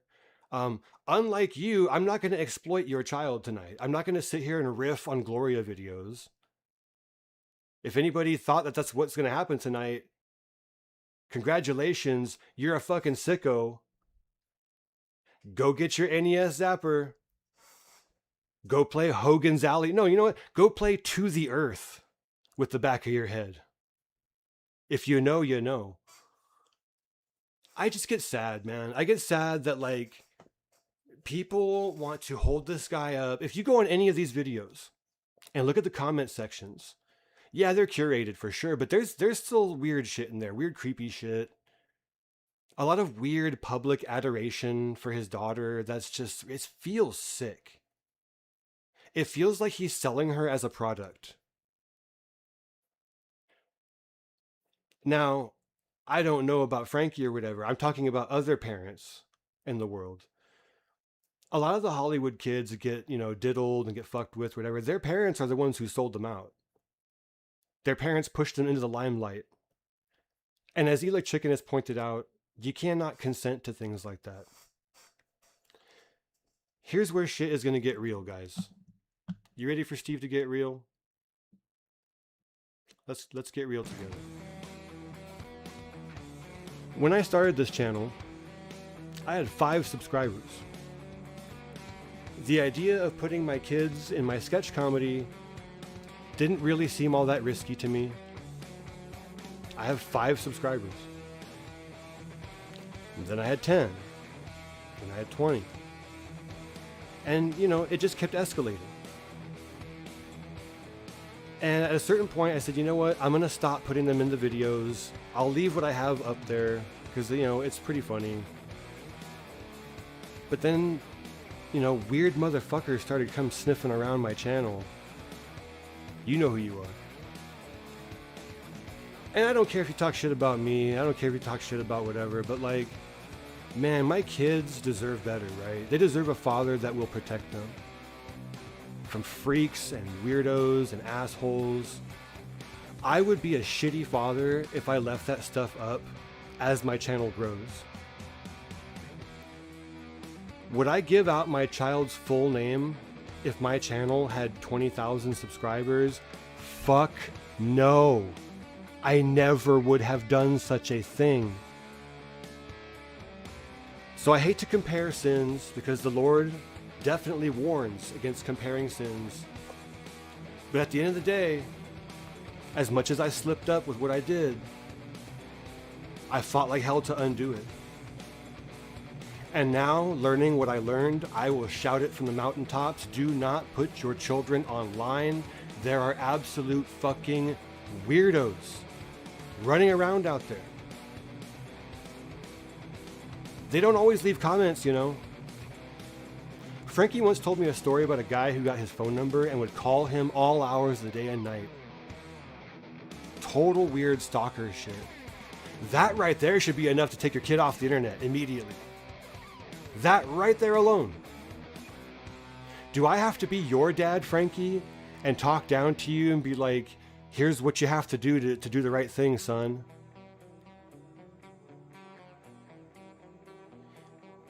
If your channel was unmonetized and had a couple hundred subscribers, it's whatever, dude. It's family home videos. It's small time consumption. But knowing what you know about the Bimmyverse, for you to continue to do this is completely fucked up and wrong, and I will give you shit about it over and over until you learn your lesson. The Lord has sent me to correct you, because anyone who tries to ask you nicely, it falls on deaf ears, just like Josh. Anybody who tries to reason with you is somehow an enemy. Oh, it's just like Josh. I can go on and on and on about all the ways that you act like him, and when I troll him, you think it's so damned funny. You are far more deserving of my attention than Josh Cannon ever was.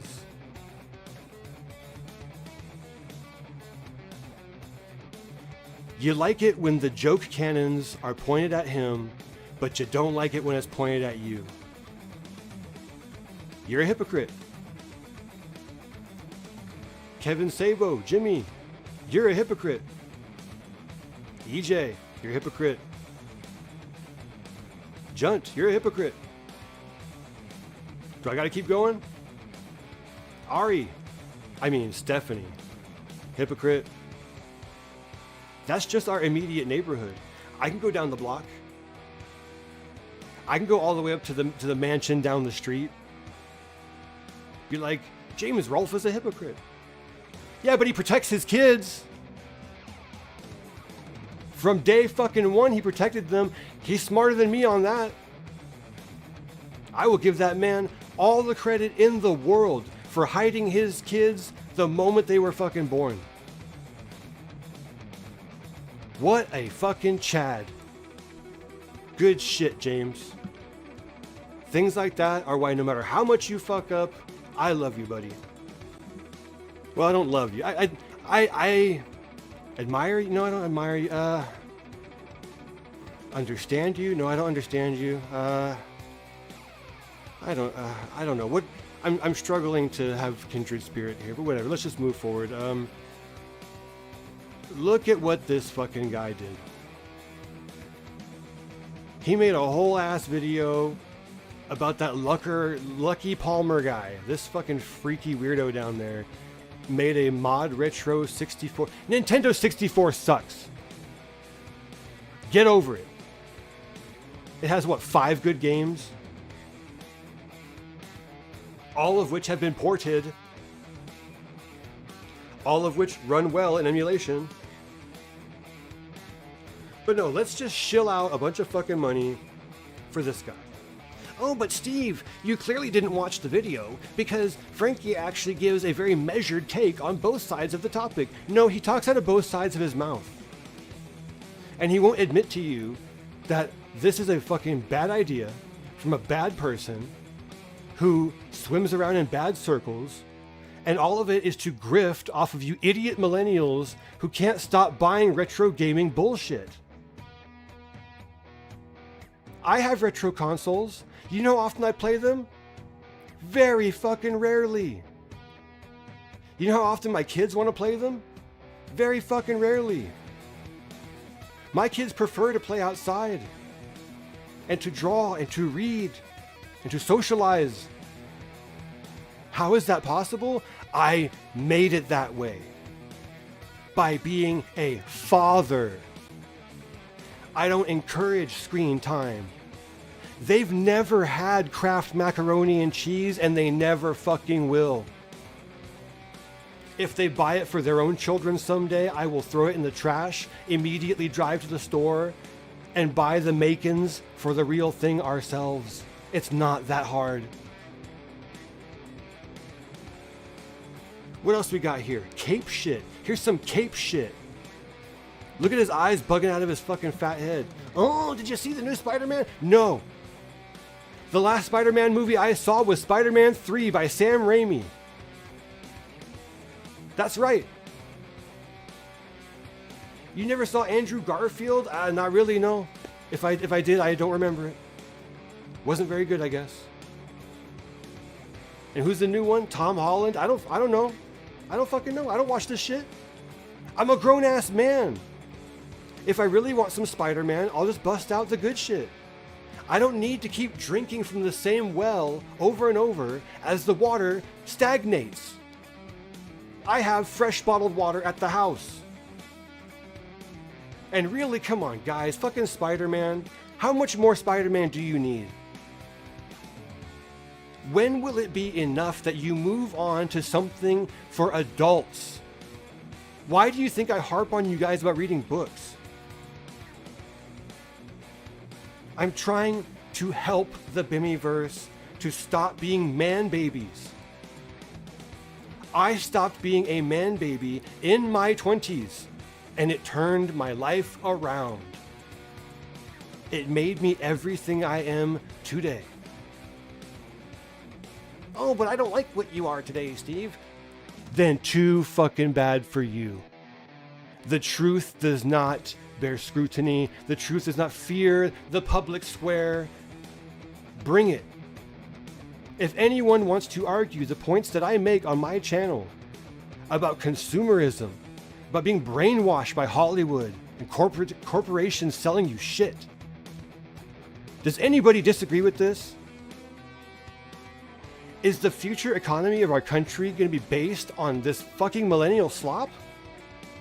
We don't have industries anymore. Manufacturing has been taken from our country. Real jobs and real futures are slipping away. You will own nothing and be happy. You will live in the pod. You will eat the bugs. You will go into debt for DoorDash. I will spend every breath I have on this fucking channel screaming against that. I will stand against the tsunami alone if I have to. I will anchor my feet as deep as I can. I'll chain myself to the earth. Who's with me? If you're not, you're part of the problem.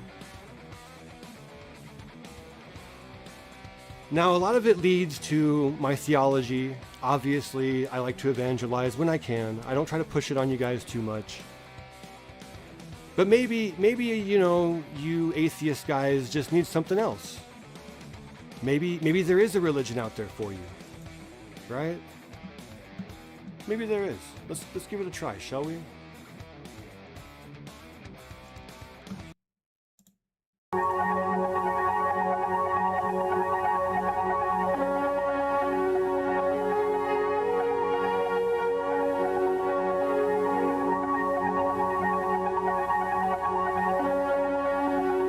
In 2001, ambassadors from 32 other populated planets located in the Milky Way galaxy will land on Earth.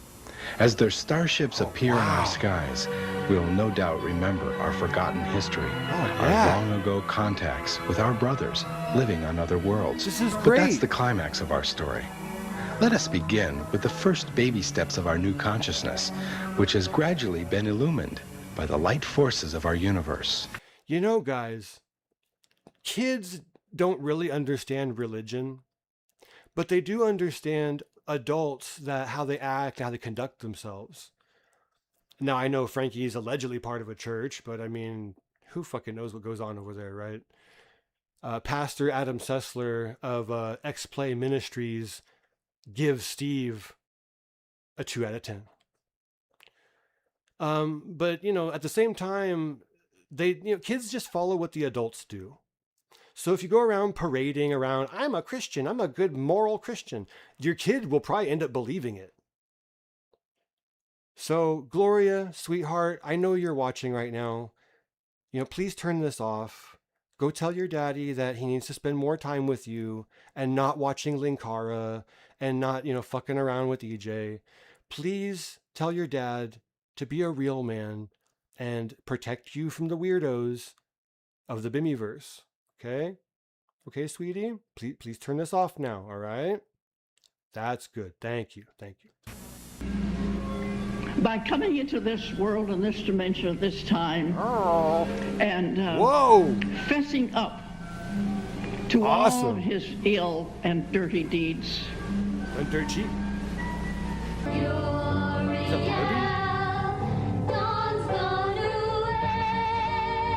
Oh, this is kind of like Dr. Harley's Chinese girls, but they're white. This contact is again going to take place. The new civilization has already started with those people here who are open to this new consciousness. Never mind. The Unarius Academy of Science has established a library of over 125 volumes that have been transmitted from other terrestrial planets and highly evolved spiritual worlds. See, I call bullshit because I know for a fact there's only 87 texts that have been translated. I think that they're making things up. On October 17, 1990, Unarius held its 7th annual Interplanetary Confederation Day. The Unarius students gathered together to express their enthusiasm and to show their support for our planet's joining with the other 32 planets. I wish to learn more. I wish to know all that you say. Okay, what was that? Was that a deleted scene from Your Hunter of the Future or whatever, right? That Red Brown. Never mind. Coneheads. Check it out, guys. Coneheads. You are good people. I know this now. Good people. The best. Greatest opportunity of your life. Is this a Roy Royson video and I'm being fucked with? Roy, are you trolling me? This looks exactly like your work. All your like 3D modeling shit that you... Dude, okay, now I'm turning this off. I got trolled. Fuck. My channel sucks, man. I need a break. Taking a break. Cope. Seethe. Talk amongst yourselves. I'll give you a topic. People who sell their children to the Bimmyverse.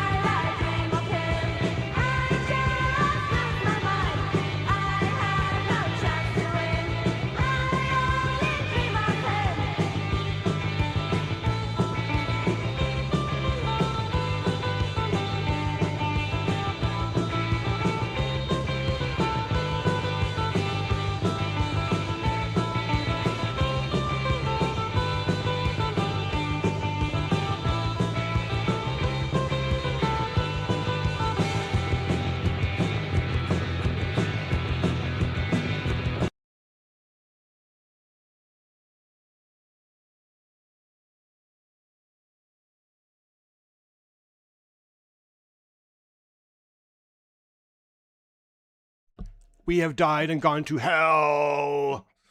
Hell. Yeah, so what do you think, guys? Which life should we try to steer Gloria towards? Now, you're well, Steve, why are there black boxes over their eyes? Well, I traveled to the future as it is now, right? The current future trajectory. On the left, you'll see my daughter as she has grown up, somehow gotten into classic cars, and, those are my grandkids. And on the right, unfortunately, that's Gloria's future as things stand right now. The future can be changed. The future is malleable. How do I know this? Because Back to the Future taught me everything I need to know about life. I'm a millennial, right? I don't need religion. I watch movies. I'm a smart person. Well, I don't have anything else left for you fucking rabid animals. You nasty rats in my trash can. You've already eaten all the trash. Now you're eating the sides of the trash can, ruining it. I better throw something in there to fucking keep them from biting me. Playlists. Uh-oh. Steve has playlists? Yeah, I do. I have just like shit laying around, like I don't even know if I'm going to use any of this stuff someday. What do we got here? Oh, more video dating. Sure, why not? Is it the same one? I bet it is. Because I'm an asshole like that. If you're going to talk about kids, how do you make a kid? Well, you got to find a seed bed. Get the new Google to Pixel squirt 11 your Pro jisms for $0 into. at AT&T. No, you got to find a good one. Yeah, it's the same one. Okay, now last time we didn't finish this. We got all the way up to the Oreo girl. Oh, boy. I bet she was born normal, but eating a shit ton of Oreos did that to her. I mean, poor thing. She seems nice, They're the best. Bette Midler. I laugh hysterically at Bette Midler. Oh, yeah, I remember you, honey. Yeah. Well, if you're laughing at Bette Midler because she looks like an absolute goblin, then I'll laugh with you. Yeah, let's go have a drink. Let's go tell some jokes on Bette Midler, right? Now, if you think that she's legitimately talented, that's a red flag. I have 2 cats, and I don't know how to ride a horse. Yeah. And my goal in life is to... Whoa, no. No. Dr. Harley? Paging Dr. Harley? We gotta, no. No. Have my own religion. No! You can't have your own religion, no. Was a flop at canoeing. I'm looking for a romanticist. Da, comrade. She's looking for a romanticist. I remember, Russia used to have a big, giant red flag. You guys remember that? Remember when Russia had a big red flag? Red flag, red flag. Spend time at the fireplace.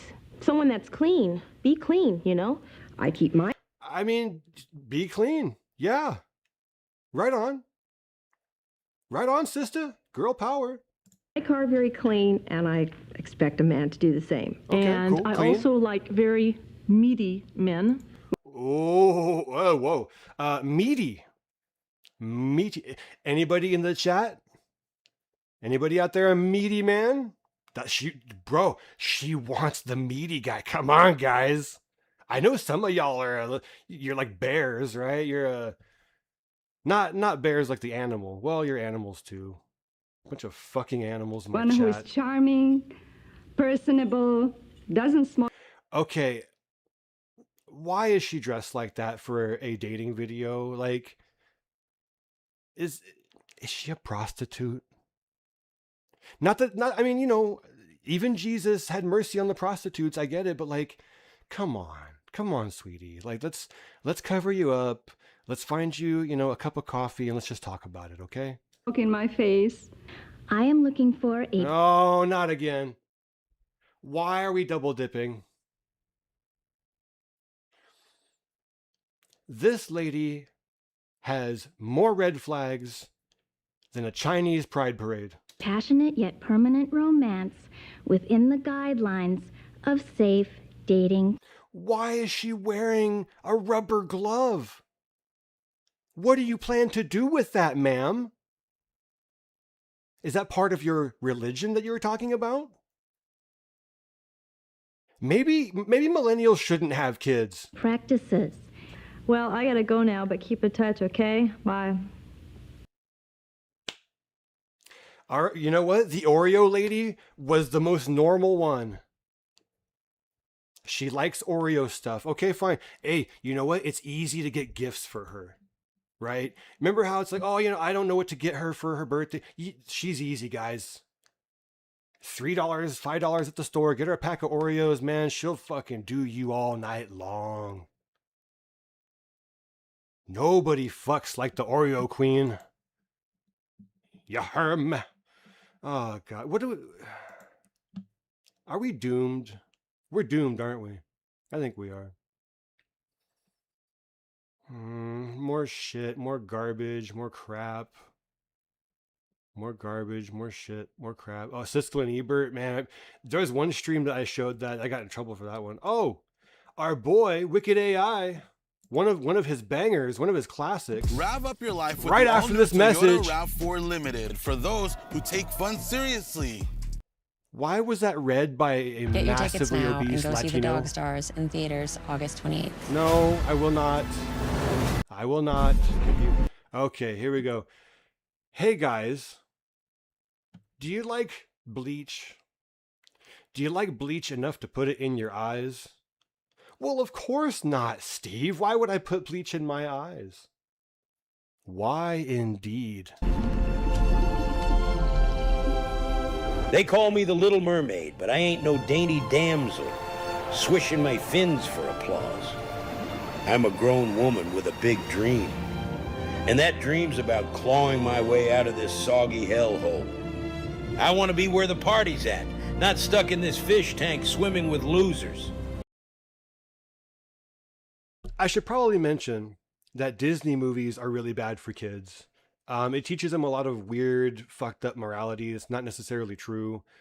If you're going to have to watch Disney movies, go back to like the first, 4 or 5 of them that Walt made. What, Pinocchio, Snow White. Those are all right. They're fine. They're not great, but all right. It's better than this. That's when I saw him, the prince. Doesn't this movie have a deleted scene or like a moment where like the guy on the ship has like a boner? I don't want to know about that. Never. Don't answer the question. Strutting on his ship with those legs all high and mighty, like he owns the damn world. And I thought, that's it, that's my ticket. I want sand in my cracks, wind in my face. No. And that royal stud in my arms. So I swam straight to Ursula's lair and cut a deal. I think he's trying to kill him. He looks pissed off. Right? I don't know. Let's read some chats to help us cope with what we're seeing. Oh boy. Again with this huge name, I need to find a shorter name for you, my friend. Pigtoe. Pigtoe. How about that? Do you mind Pigtoe, sir or ma'am? Or they, them? If you like Pigtoe, let me know. Otherwise, give me something I can call you by. Pigtoe says, I'm disappointed in Brown Electrons being a red cow simp. Yeah, it's unfortunate. There's a lot of people out there that drink from the Kool-Aid. And they can't really see the hypocrisy of somebody that not only laughs at somebody else getting trolled, but then wants to weaponize that exact same troll against his own enemies. Right? I thought him and Josh were friends, right? But he's laughing at what I do to Josh, and then he wants me to do it to Jimmy. Meanwhile, Jimmy woke me up a little bit. I was like, oh, well, I'm feeling kind of guilty, but I stuffed it in a sack. Then Eat Like Chicken comes along with undeniable truth, and I'm like, well, I can't turn a blind eye to all of this, If you don't know what I'm talking about, go back to my older streams. Steve and Frankie is the names. A lot of rambling, a lot of bullshitting, a lot of stories that are just garbage. But there is a lot of chronicling my relationship with the man, which it ended up being a whole different thing, man. I never thought I'd be here right now doing all this, but it needs to be done, guys. Somebody needs to push back against all this fucking Bimmyverse grifting bullshit. Pixel says, Mod Retro is a pile of shit. The problem of playing N64 games was solved 20 years ago with emulation, and every single one of those fans already have a dozen handhelds that can play it. Yeah, you can get a Wii for dirt cheap. Get it modded, get it hacked, whatever.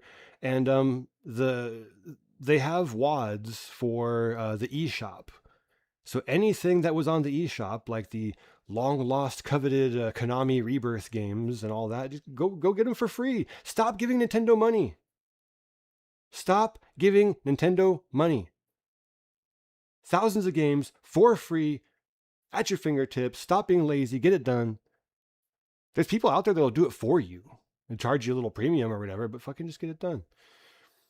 Punished Eric says, Frankie has the voice of Saruman. His dialogue works when he panders to one person, but once multiple people come together and put it all together, it becomes obvious he is a fraud. Yeah, that's part of the story that's in the book that they don't do in the movie. You know, there's a part where like multiple men of Rohan are kind of hearing the same voice, but they're interpreting it kind of differently. And then, you know, Theoden is the one among the crowd that, you know, he breaks out of it, you know, because he's been in it before. He knows how to fight it. I do like me some King Theoden. Pixel says, Frankie is so intolerable, his humor lacks. His humor is pitiful. The word is pitiful. If he tried to do stand-up comedy, he would fail. If he tried to do comedy writing, he would fail. How do I know this? He's made like these stupid comedy Kevin Smith movies. They make Kick-Assia look like fucking Avengers. Real talk. Roy Royston says, it's a preview for the next episode. I knew it. You got me, buddy. You got me. You got me. Defy Gravity FPV says, let's go. Yeah, go. Let's go. Get out of here. Go. I'm not keeping you here. Save yourselves from the horror. The horror. The horror. Well, the horror, right? Jimmy says horror. The horror. The horror. Punished Eric says, the Oreo girl will do well. She starts by telling you her vice. Yeah, it's like, you know, hi, my name is so-and-so, and I have a problem. I'm an Oreo-holic. You can't, yeah, I mean, she was the best one. I think if she stopped teasing her hair all crazy, you know, it's fine. She's fine. She's fine. Spoiler alert, it was my mom. No, it wasn't my mom. No. Pixel says, this is fun. Yeah. I wish you could see the back of my head right now, because this entire time that I've been off camera, I've had my back turned to the computer. I'm actually watching the camera, I'm watching the screen through a mirror. I'm high tech. And Frankie's Pig Toe Fucker 540 says, I don't mind Pig Toe. There it is. Back to the action of this live action you know, when they said they made a live action remake, I thought it was different, right? I didn't see it. I don't remember it with this, but all right, whatever. What do I know? I don't follow this shit, you know. Ask Frankie. He's the expert. She cackled like I'd signed my own death warrant. Don't kiss him. But I've talked my way out of worse. Bar fights, tax evasion. You name it. Oh, Ariel, you sweet, foolish thing. You think legs come cheap? There's a catch, darling, and it's going to squeeze you dry. Catch! Spare me the fine print, you slimy squid. Hand over the legs and I'll handle... You know, actually, this does look pretty good. Maybe I should be watching Disney movies. I've been missing out this whole time. The rest. All this junk down here, coral shells, fish bones, I could make a fortune on eBay with this crap. Yeah, let's go. Pay her off some other way. Ariel, Mon, you mad? Trading your voice for legs? You can't even swim proper now. You're gonna get yourself killed. You know, I do like the updated voice. Because him being all like, oh, like that, come on, that was racist as fuck, right? We got to move forward. Sebastian, you worry too much. I've got this. Besides, what's the worst that could happen? I drown? I'm already half fish, for Christ's sake. But deep down, I know he's right. This ain't no fairy tale. It's a Shark Tank, and I'm the chum. My old man Poseidon ain't too thrilled either. He's been blowing up my shell phone with prophecies all day. Okay, come on. That was pretty good, guys. Come on. If you're not subscribed to Wicked AI, get your ass over there. Like, subscribe, hit the bell. He recently made a Spider-Man music video. It's got a sort of a alternative rock, punk rock edge. The entire song is about the new Spider-Man. It has, like, all the lyrics are about the current storyline. So I don't know what the fuck he's talking about, but it's a good song. The video is amazing. He recently started dabbling with lip sync, AI lip sync, which, if you didn't know, is one of the hardest things to do. And he does a whole lot of it, and it all comes out looking amazing. Level of quality off the charts. Get over there right now. It's better than this. Do it now. Ariel, my child, dost thou not see the peril? The surface is a wretched abyss of scoundrels and sunburns. Sunburns, Pops. I'm not planning to tan. I'm trying to get hitched. Besides, you're one to talk with that pasty trident glow. Think of thy poor mother, Ariel. She'd weep to see thee abandon us. Mom, she'd be proud I'm hustling. Probably say, go bang that hot prince, Tigerfish, and bring Mama back a crown. Whoa, now. You know, I know that they're remaking these live action things for like adult Disney kids. All the retard millennial, man babies and woman babies. But this is getting kind of dicey, man. I don't know if this is the right direction for Disney. I mean, I personally kind of think it's cool, but I don't want my kids to see this. This is not for kids. Anyway, I'll send you a postcard. Anyway. Now I gotta bag that prince without a word. Easy. I've got charm, guts. Oh, drink that in. I know a lot of you guys like to fucking smack off before you go to sleep tonight. Good luck with that, homeboy. No Nut November just started early. And if push comes to shove, I'll just drop my trousers. Works every time. I may not have a voice, but I've got something better. Tits.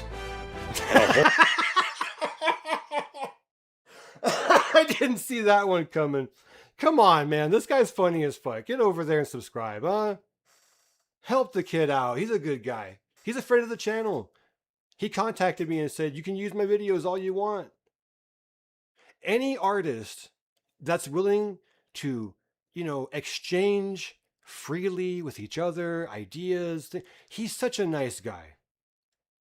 And he's got way more subscribers than Cranky and Josh. Suck on it, you fucking loser pigs. You talentless pieces of shit. This kid's eating your lunch every fucking day. I love it. Whole lot of desperation. So watch out, world.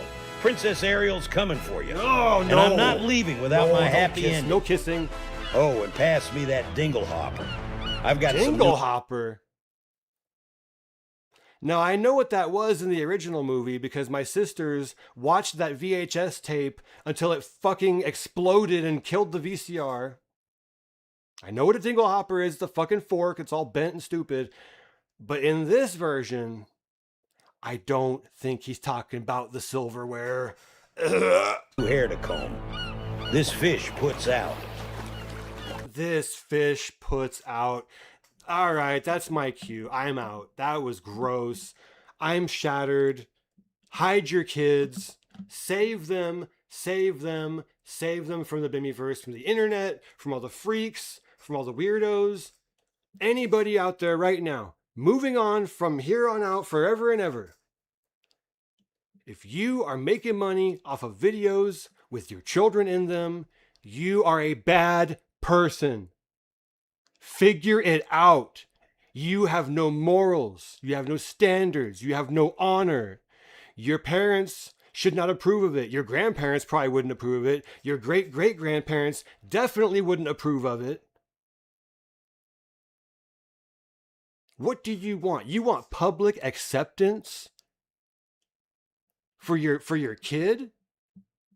You think having a kid makes you automatically a good person? Look at the state of your kid. I just showed a timeline. You can see her metamorphosing before our very eyes. Stop doing that to her, dude. Get her off the screens. Teach her that it's bad. Hollywood is bad. Overeating is bad. Processed food is bad. I don't know what else to say. I could bring my kids on my channel. I could show you their report cards and how good they do. I could show every moment of their life, all the cute little pictures they draw for me, all the heartwarming shit they do for me. I could do that. Will that help wake any of you up? No. It's just me tooting my own horn. Yeah, I don't want that. Nobody should want that. There's only one thing now that can possibly fix this. There's only one thing in the Bimmyverse that I will show my kids. And it's the goodness and the wholesomeness of the art of the dance.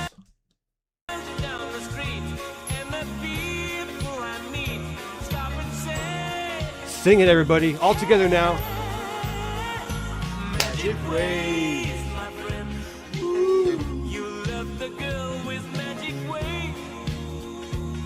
It's true. I might as well give in. You cast a spell on all my nights and days with your sweet magic ways. Well, you guys have been good. You're good little boys tonight. Let's go to the toy store and I'm going to buy you guys a bike. You've been good little boys. I'll reward you. Let's go get you a bike. Oh no, he took the bike. He stopped that kid. He stole that bike.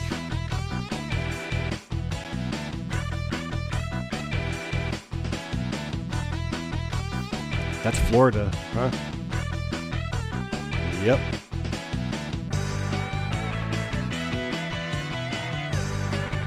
My bike! My bike, no!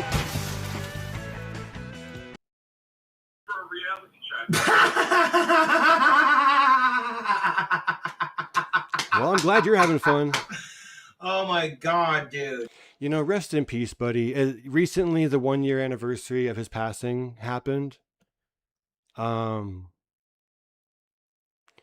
was hard, man. You know, like a lot of people that have been kind of hiding this whole time. They came back, Seizure Robot, Lennon Lime. You know, a lot of guys that I have respect for, a lot of guys that inspire me in what I do. They came back after a long absence, and we sort of reopened the wound all over again. And it was kind of painful. It was painful, right? But as I mentioned before, when you pray, if you're not touching that membrane of emotion, of thought, if you're not really experiencing something inside of yourself, if you're just like, oh yeah, thanks God, thanks for everything, love you, bye, no, dude. That's not what it takes. The Orthodox Christians believe that you have to cry every time you pray or else it's not real. Now that's extreme. That is extreme. But I understand what they mean, right? Like you have to really approach it with honesty.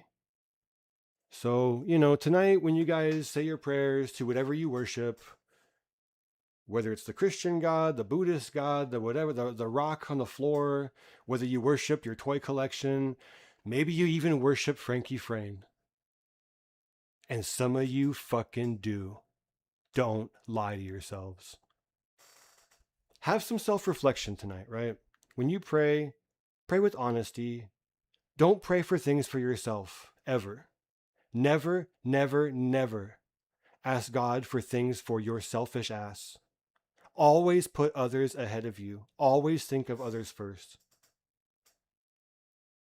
Do you think Frankie does that? Do you think Frankie always puts other people first? Maybe Frankie can explain that someday, because I don't fucking know. Well, one more slap in the face on the way out the door. Let's read some of your shitty chats. Shall we? Shall we? Shall we? If I have to, if you want my attention, you're going to have to pay the price.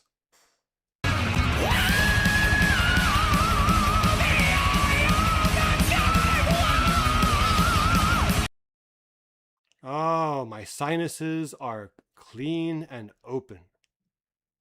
Ah, that was wonderful. Hey, you know, Buckethead released a fucking lot of music today, guys. Today.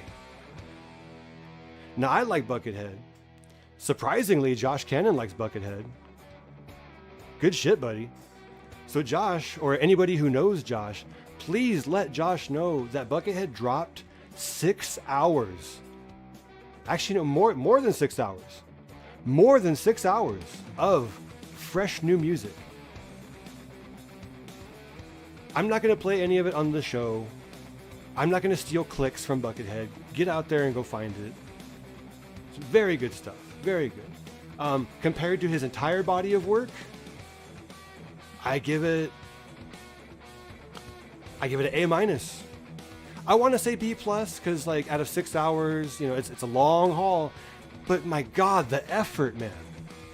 The effort of a guy who's never been signed by an actual label. An independent artist for decades. He's worked with Primus. He's worked with Mike Patton. He's worked with Bootsy Collins.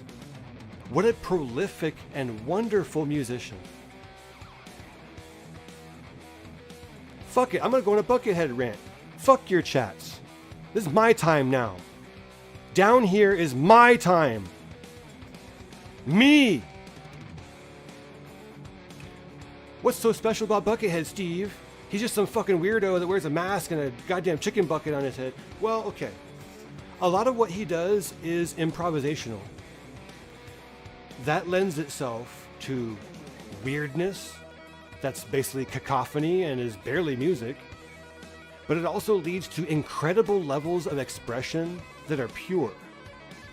Because rather than sit around and curate every little note to perfection, he just does it live and lets it come on out.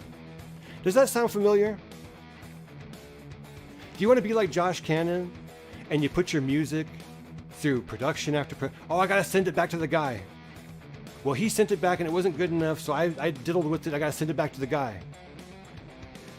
Right? And you overproduce your music and it turns out sounding like AI slop.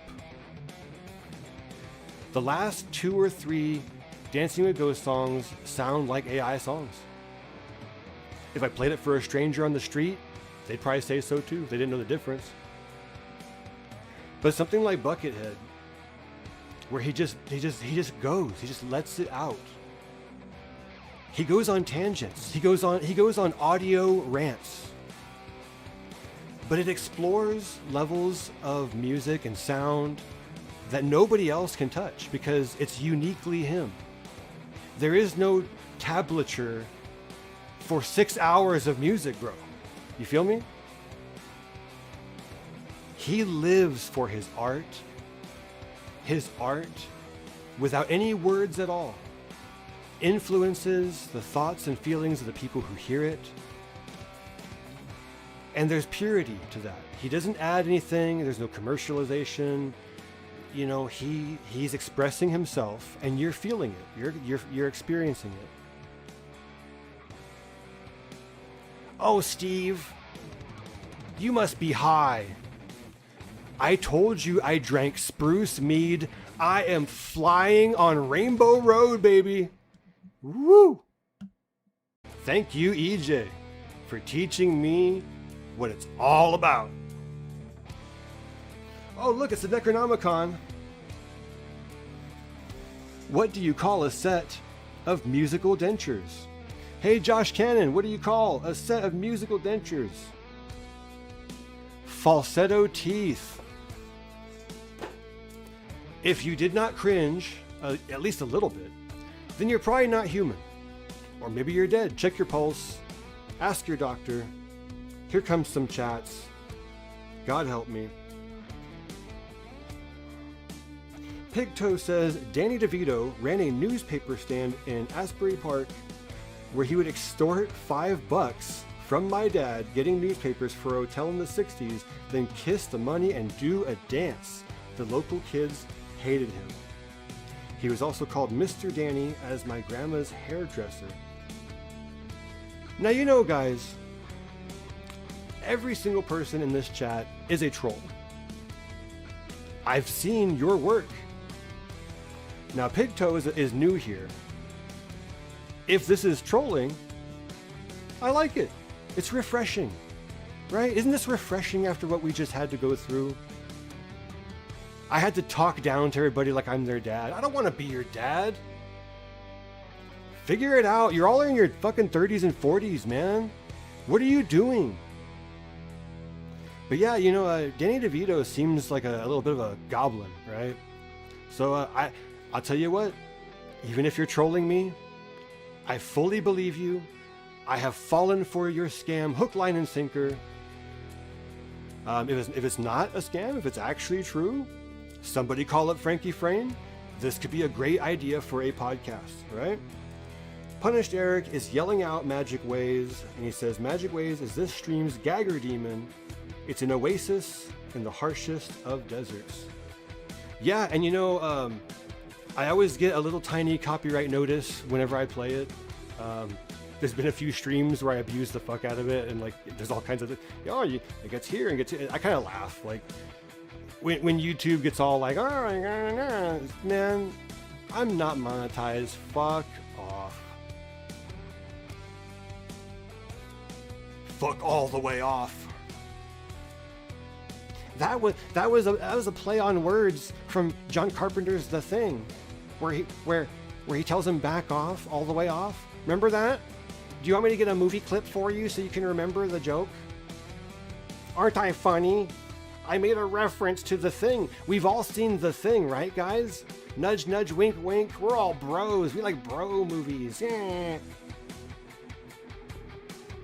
Also, F for Tim Curry and Dolly Parton. From Roy Royson. Wow, Tim Curry died too, huh? Well, you know. Whenever a celebrity dies, if you spend more than 24 hours thinking about it, worrying about it, you have autism. Now, when it comes to something where people sort of have a parasocial relationship, in the case of like King Cobra, or maybe your favorite influencer that actually did talk to you a few times, you know, then maybe, I don't know, a week. Take a week off for family grieving time. Anything beyond that, I don't know, man. Dolly Parton was into some weird shit.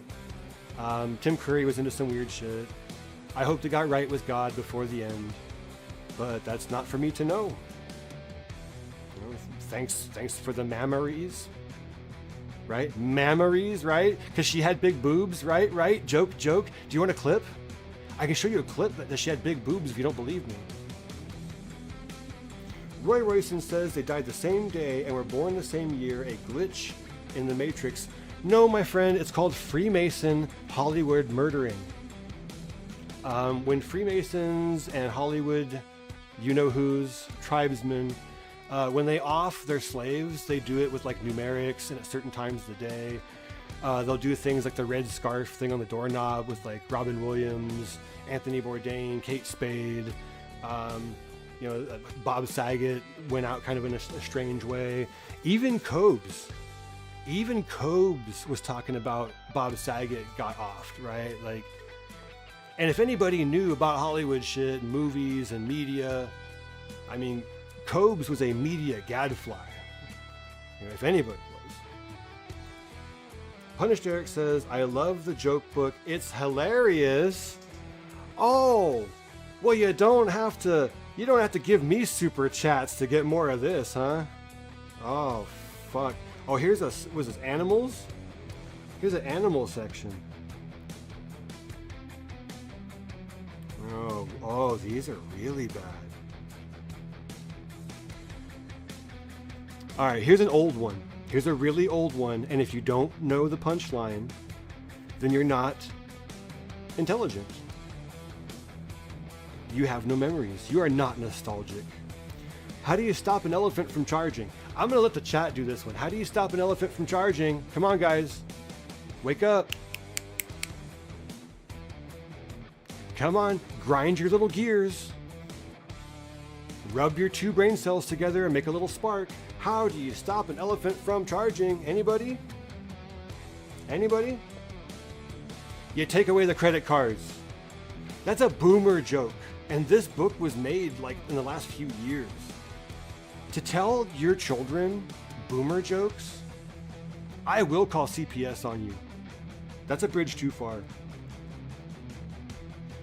Here's one for somebody we know, a friend of the channel. Why did the turkey cross the road? It's another old one. It's another old one, guys. Why did turkey cross the road? To prove he wasn't chicken. Big shout out to Elec Chicken. Get your ass over there, like and subscribe. He has a Box Mac parody. Have you guys seen Elec Chicken's Box Mac parody? Where he burns the fuck out of the food and talks like Junt the whole time. Oh, Frankie. It's hella funny. I'm not gonna play it because that's stealing clicks from a good man. Get over there right now. Abandon ship. Go watch something actually good. Please. Or hey, here's a real good idea. Read a fucking book. Dummies. Oh yeah, and I'm never too far away from a cow joke. Fucking cow. I can't get away from cows. Lol cows. Lol cows are driving me insane. Why do cows never have any money? Because the farmers milked them dry. That's not even funny. That's not funny. That's not funny. I'm deeply upset at these boomer jokes. No, don't laugh, Cobes. It's not funny. Not funny. Oh my god, dude. I need something to get the boomers out of my brain. Burn, boomers, burn!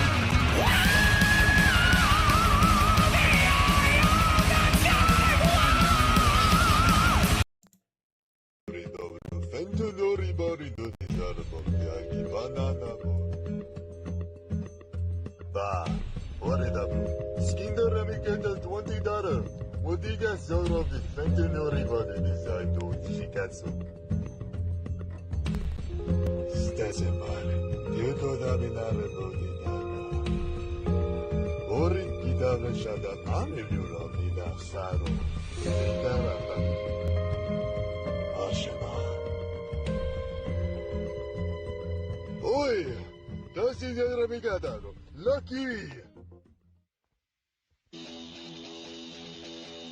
Nanta Darigada Rova. Sendure Maro. Kiramashi Sendure Morida. Yodereva. Arega Cracker Asuruki Daramano. Nani?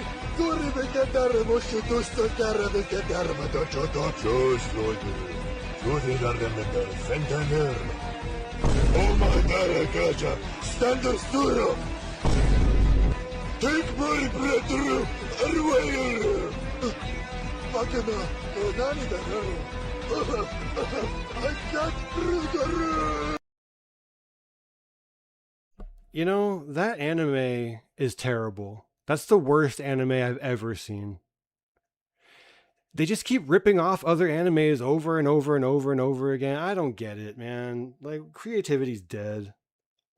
Sam Bibley, Dabbleverse superstar, clipper, musician, man about town, master and commander, author, doctor, philosopher, astronaut. Okay, he wasn't an astronaut. I admit I made that part up. The rest of it is absolutely true. In the house with his greatest joke, his golden classic. This is make it into a platinum record, put it up on the wall. Everybody all together now. Frankie needs treats. Not only does he need the treats, He hungers for them. He will lie for the treats. He will sell his wife and child for the treats. Anything for the treats. Right? What a loser. Oh my God, dude. If you spend your whole fucking life seeking social acceptance, you are not Christian. Hell, you're not even smart. I know atheists that don't go around seeking approval of everything and everybody around them. Be reasonable, man. Get your fucking kid off the internet. Oh, but Steve, you had your kids on the internet. Yeah, I already explained that earlier. I had 5 subscribers, 40 subscribers, whatever. It was very little, and I regret it. I was wrong. I was wrong to do that. It is wrong for other people to do that. Doesn't matter if you have 5 subscribers or not. Oh my God. If you're doing it for people to like you or whatever, I was doing it because the kids were like, oh, hey, Dad, we noticed that you're a director now, you know, because I'm going to tell you what, if you make a movie or a film or a comedy sketch or shit, anything, you're a director. Hey, Eat Like Chicken, don't know if you know this, buddy. You're a director. You're a film director. You're a movie director. You're a sketch comedy director and writer and producer. Put it on your resume and your future is guaranteed. Don't you know? It's the job of the future. Mommy, I'm scared. I'm scared, Mommy. Hold on, guys. Pigtoe says Ozzy wanted to fight his dad when Black Sabbath did their first show in America in Asbury Park because their orange amps short-circuited because they were the wrong voltage. You know, I'm inclined to believe it. They have metric electricity. Eat Like Chicken can leave a comment on the VOD. Tell them about the metric electricity. And thanks in advance from all of your fellows of the fellowship. Mommy, I want a drink of water. Mommy? Always me. Mommy? Oh, look at the happy little elves. Oh, and the little hobbits. Oh, look, it's cute, Mommy. It's so nice. Foreigner. But Mommy, it's kind of scary. I don't like this, Mommy. Can we turn off the movie? I don't know if I like this. Oh, what happened?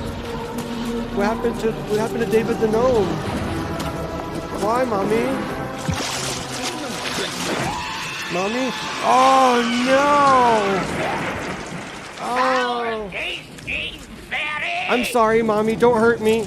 Oh, Mommy. Oh, and please don't make me do YouTube videos, Mommy. Please don't make me go to the video game conventions with you, Mommy. Please tell Daddy to stop feeding Uncle Junt. Mommy? Come to bed. Oh, I'm sorry. I didn't mean it. Ah! Mommy, don't hurt me anymore. Wow, this got dark. We gotta get the fuck out of here. All my friends in bands and stuff, they used to play shows and bitch about government and how government fucks everybody over and how much they hated it and stuff. And then they grow older and now they join a party and they act like their opinion matters. Like, oh, well, maybe government's okay since I'm a Democrat or since I'm a Republican. But it's not. It's the same government you bitched about when you were fucking 20 years old playing in a fucking death metal band. Real talk. I have no idea who this guy is. Roy, is that you? Pixel, is that you? Because this guy's pretty based. For those of you, Red Cow sycophants out there that you're like, I don't want Frankie to talk about Trump anymore, or I don't want Frankie to talk about Joe Biden anymore. If you're worried about the politics of your favorite YouTuber, you're an idiot. if you are anything other than a devout centrist or a devout anarchist, I guess, I mean, it's better than fucking being a slave to the fake two-party system. Figure it out, guys. Hey, millennials. Hey, dipshit, dumbass millennials. We now live in a post-Epstein society. Turns out Alex Jones was right about something for once. And it had to be the worst fucking thing ever. So yeah, for those of you too stupid to figure it out, politics is fake, you're being played, and it's not even funny. Trump jokes aren't even funny because these fucking people are laughing all the way to the bank while you're sitting around buying Funko Pops. Fucking hate yourselves. Hate yourselves, shame yourselves, put your nose in the corner, and count to 100. Or whatever the fuck you played in. You just got old and soft. You just got senile and brainwashed. And now you're just a fucking stupid son of a bitch. That's right. Fuck you. Tell him, buddy, tell him. Oh no. I'm scared again, Mommy. I don't like this. Turn it off, Mommy, turn it off. What is that? Huh? I know that guy. I know that guy too. What's going on? No, make it stop. Make it stop. It stopped. We finally made it through and we're out the other side. Oh, dude, that... Hit the music.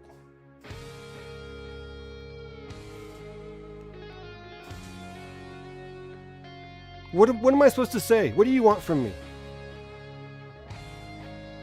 My entire purpose going forward is to be the guy on the street corner of the Bimmyverse, standing next to the dumpster. I took out a piece of cardboard from that dumpster and I wrote on it. And I wrote on it, it says, "The end is nigh. Repent now." And I took my filthy cardboard sign to the street corner and I held it up as high as I can. I held it aloft. And I cried out like the bards of old. Repent, brothers, sisters, all ye children of God, repent.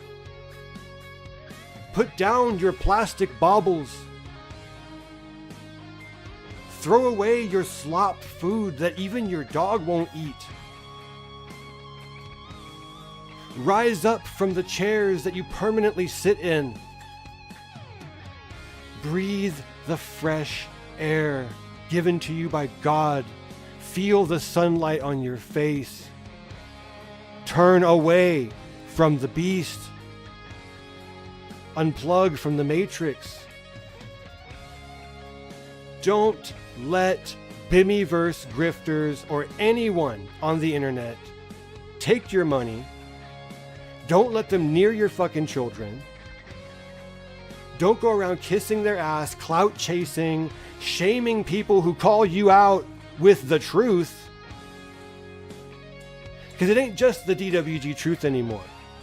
It ain't just the Cinemassacre truth anymore. It's just the truth. Period. And if you don't think so, I'm right here. Come talk to me. Andy Kaufman will wrestle anybody. Literally. And I stand tall with my championship belt that says worst channel in the Bimmyverse. And you know why I want that title? Because it gains your attention. What do I do with your attention? Scream in your face to stop.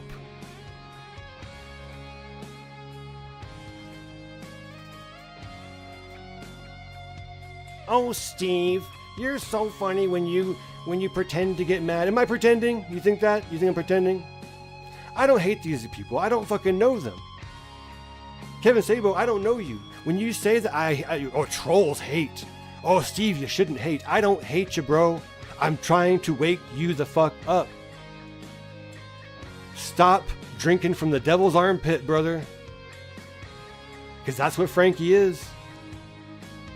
You think he's going to do you some favors, going to get you somewhere in the world? You think he can give you something you can't achieve on your own? Then you don't think much of yourself. And you're not much of a man. And you're not worth listening to. Don't worry, buddy. You'll get your own stream real soon. The one thing I'll give you credit for is you made Mucklebones light up like a Christmas tree. She hugged you with stars in her eyes and said, "You bring so much joy to our home." Holy shit, dude. How much pipe have you been laying on her? Fuck. I guess the steroids didn't fuck you up too bad, huh? Well, not that she had much of a standard to begin with, right? I mean, all you gotta do is be bigger than fucking Frankie's toe. Or the same. I bet it's the second one, huh? The latter of the two. Yeah, jokes and jokes and jokes and jokes and jokes and jokes and jokes and jokes and jokes and jokes and jokes, and I fucking don't want to be here. Unsubscribe from my channel. Stop going on Reddit. Stop paying attention. Stop looking at my filthy dumpster. Go home. Get a picket fence. Start a family. And feel the fucking power.